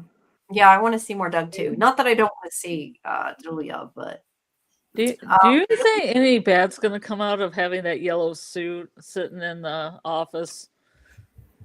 Probably. I think it was a dumb idea to bring in. Do you think that Ethan's going to try on that suit? And like, unlike the other scene where he was like, this is itchy and big, he's going to be like, and this one fits just right. Wow. Maybe that'll be the end. Maybe it'll be the end of the season. He'll be like, oh yeah, this living feels nice. I guess there is another suit jacket then, isn't there? I hadn't even thought about that because there was no other jacket. Now there is. B is asking what made the man in yellow go cannibal. I think that's a good question. But I ask, is he though? Because he's not human, right? Right. Technically, he's not really a cannibal. Do we think he's human? Because he did come in a human. Is he a human hybrid? Or is he... Do you know that he came in a human? Well, it looked like from the surface, that he came in a car with a smile on his face. Mm-hmm. I assume we're not sure. I'm not sure if it's that, because he could be human 1. He could be human hybrid 2. He could be like ancient holy shit, whatever that thing is. Scary shit. Is it yeah. Is it Go ahead, Susie. Is it possible that, because I don't know if like drug-induced visions count as dreams or nightmares, like if they're a bad trip, but is it possible that the man in yellow could be one of Miranda's nightmare manifestations after she dies, since Smiley kills her and not the man in yellow, and she'd already painted him? It is possible. It is possible. And that would just make him like another type of nightmare creature that just has its own, I don't know, qualities.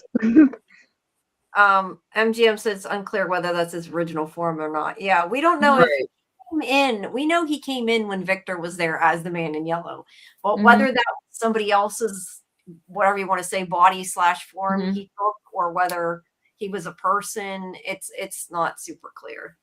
There's a lot of things that I feel like we assume, just like I also don't think that we can assume, and we've talked about this before, but I also don't think that we can assume that all of the whispers have been him either, that were in the beginning of the show. It does make me wonder, I definitely don't think they are, because Julie, Sarah heard Julie in the ruins. I mean, she's like, when she's with Boyd, when they're trying to figure stuff out, walking in the forest, she's literally screaming about how she hears Julie's voice, and it would make sense even if it's during a time when Julie's not in that physical realm of story walking yet, like or in an in between traveling place, like that would be an example at least I'd think of a time when she's hearing something else, you know? Right. Yeah, definitely. But I'm saying like even the kill the boy, I don't necessarily think was him. Mm. Heather Yeah. said, I think the man yells his skin, same as Sophia. I definitely think that that's a good possibility. Because I feel like personally, I feel like if the people have been here since like whenever the cycle started, I feel like he's been here too, right? Just like I feel like the monsters have been here back then too. I don't think he's new to the place. I don't know.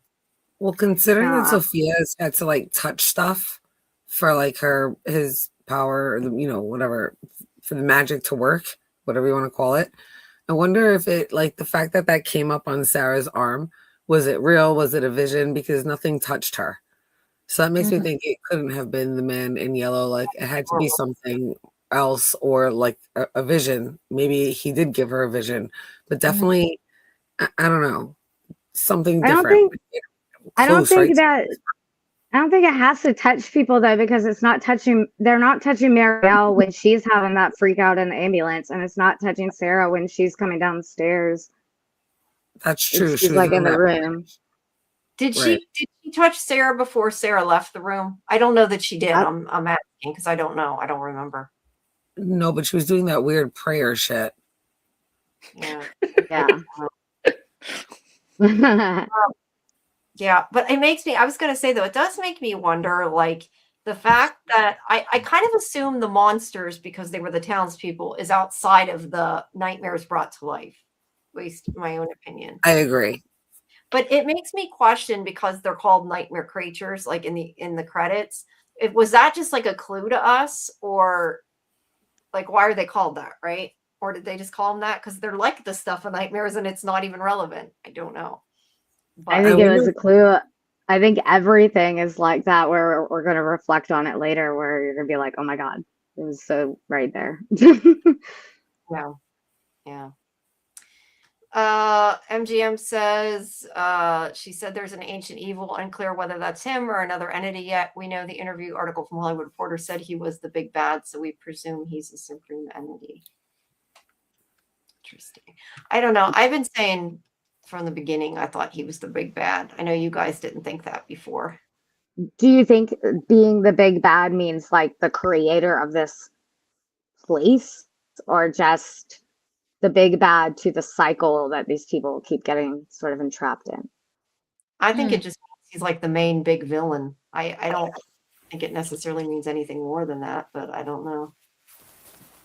Yeah, but it's interesting because those are kind of two different things. Like one is the one that came up and made the contract, and the other one is something that existed before the contract. Is that what you're getting at, Susie? Yeah, kind of like because it seems like they were. I mean, did this entire world just come about because of this contract, or is it a place they already were? I guess that would be the main question then. Yeah, I would say post contract, because I feel like when the people die, they manifest things. So I wonder how many people have died that maybe manifested the buildings of the town. Like maybe he is an ancient deity. Maybe it's the people that he's killed, or that it's killed. Yeah. Because fears can manifest. I couldn't see other things manifesting, or maybe the imagination of children manifests things, after post curse. Interesting. Right. See, I kind of always assumed that the town was the town until they made the deal, and then it became like a cursed town, and that's why they were stuck there, because of this. But I don't know. I think that's possible. I don't think we'll know until they tell us, but probably not. It's definitely an assumption. I mean, I don't know. I just kind of always assumed that. Fletcher says they touch, they break, they steal. Here they come. They equal the man and yellow entity. Sophie's been touching and breaking stuff. I mean, Sophie has been touching things. She did touch Marielle. But to be fair, Marielle started having that hallucination or whatever it was before she touched her because she had it out in the ambulance. So I'm not Right. even sure what that means. Right. Mm-hmm.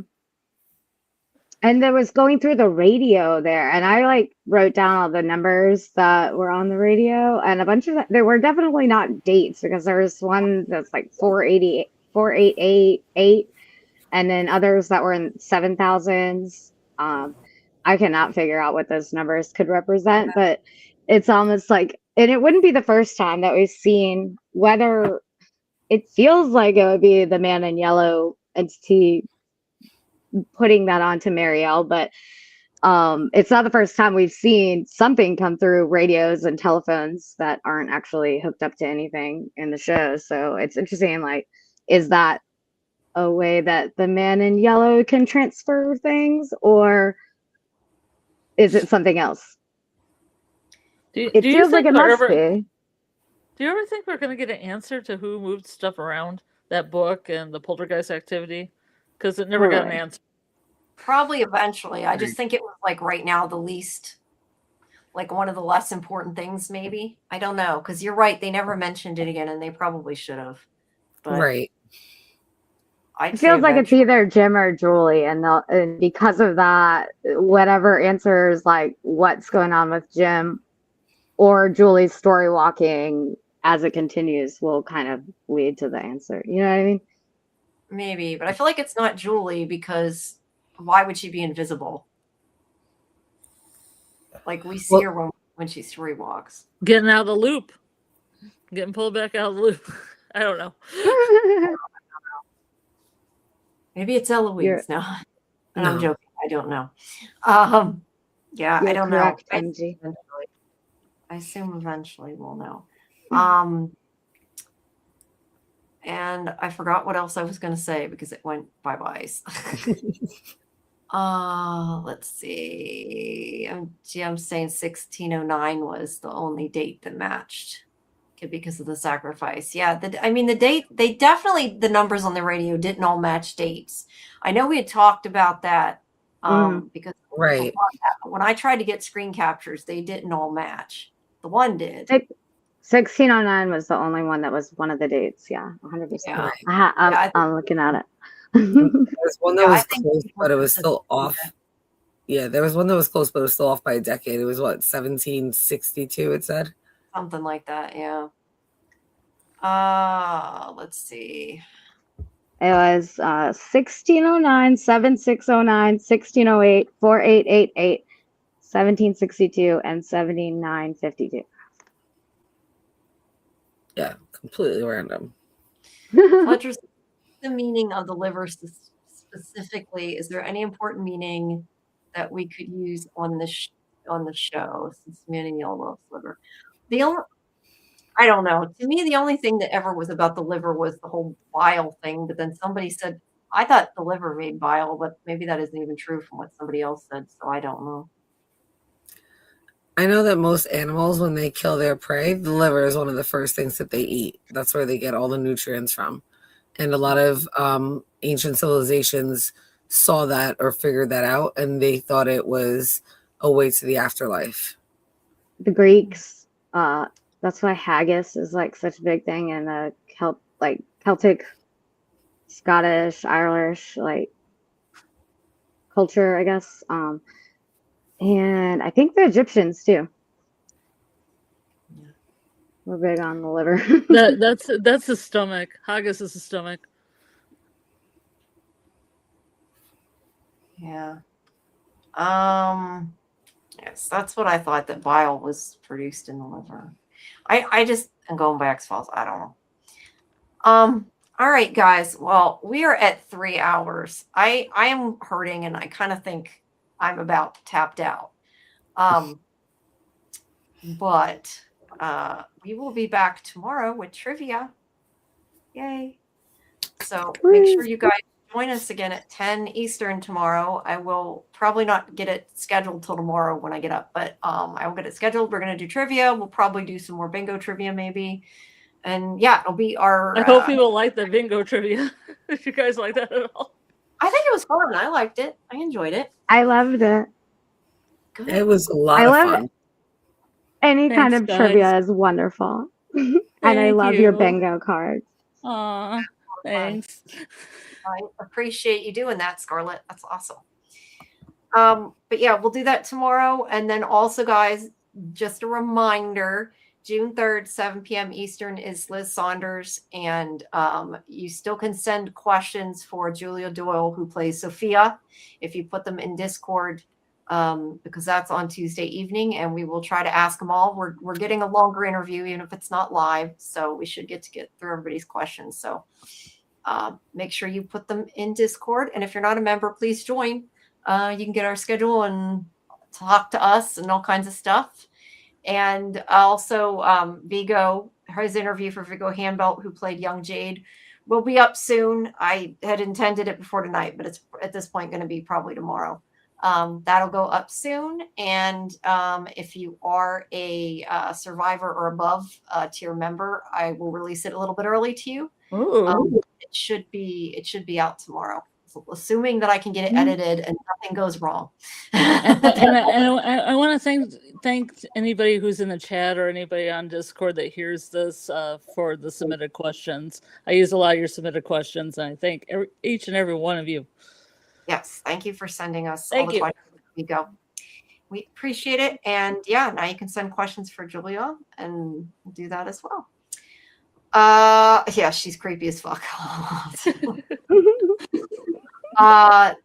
And Dieter, wait till the live, or at least put it in Discord, because I won't remember if you put it here in YouTube. You got to put it in Discord. But yeah, that's all coming soon, and hopefully we'll have other From stuff for you soon. But yeah, make sure you join us tomorrow for trivia. It'll be a fun party night, and then of course we have our watch parties on Saturday nights at midnight and Sunday nights at 9 Eastern for From. But yeah, other than that, we're still doing Widow's Bay watch party 9:30, live stream at 11 on 2 Thursday. episodes. Woo! You're getting 2, right? Yeah. Widow's Bay. Wait, you mean Widow's Bay?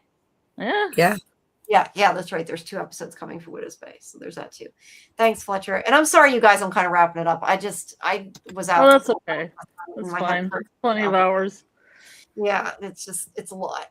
But thank you, everybody. Thank you, Susie, for calling in too. Yeah, Thanks for letting me on for a minute. Y'all are awesome. Coming. And thank you also, of course, to Cyber Queen Media, to Kelly, who came earlier. Make sure you check out her I keep saying her, their channel as well, Cyber Queen Media. And also, I know Jen's doing her From show with Lori's on Wednesday on Real Cinema Therapy. So do that as well. Check that out as well. And Kimberly's asking, Jen, are you going to do the Testaments finale? We're going to wind up doing a recap of the entire thing, Felicia and I. We think we'll just have better luck to get all that together since we missed so much. So we're going to be making a recap with the finale and everything once it's done. Awesome. And that's Cool. Scene Invaders, right? Yep, Scene Invaders. Check out Scene Invaders as well. And also Doc Kaiju's channel, who was here earlier. Check out everybody's channel. They're all good channels. So check them all out and follow everybody. And that's always good. All right, guys. So awesome. Have a good night, and we will see you tomorrow. Oh, yeah, I'll do the watch party. Kimberly. Yes. Awesome. Ooh. Yes, for Testament. All right, guys. Have a good night. Get yourself Good night, home. everyone. Get yourself home. Bye.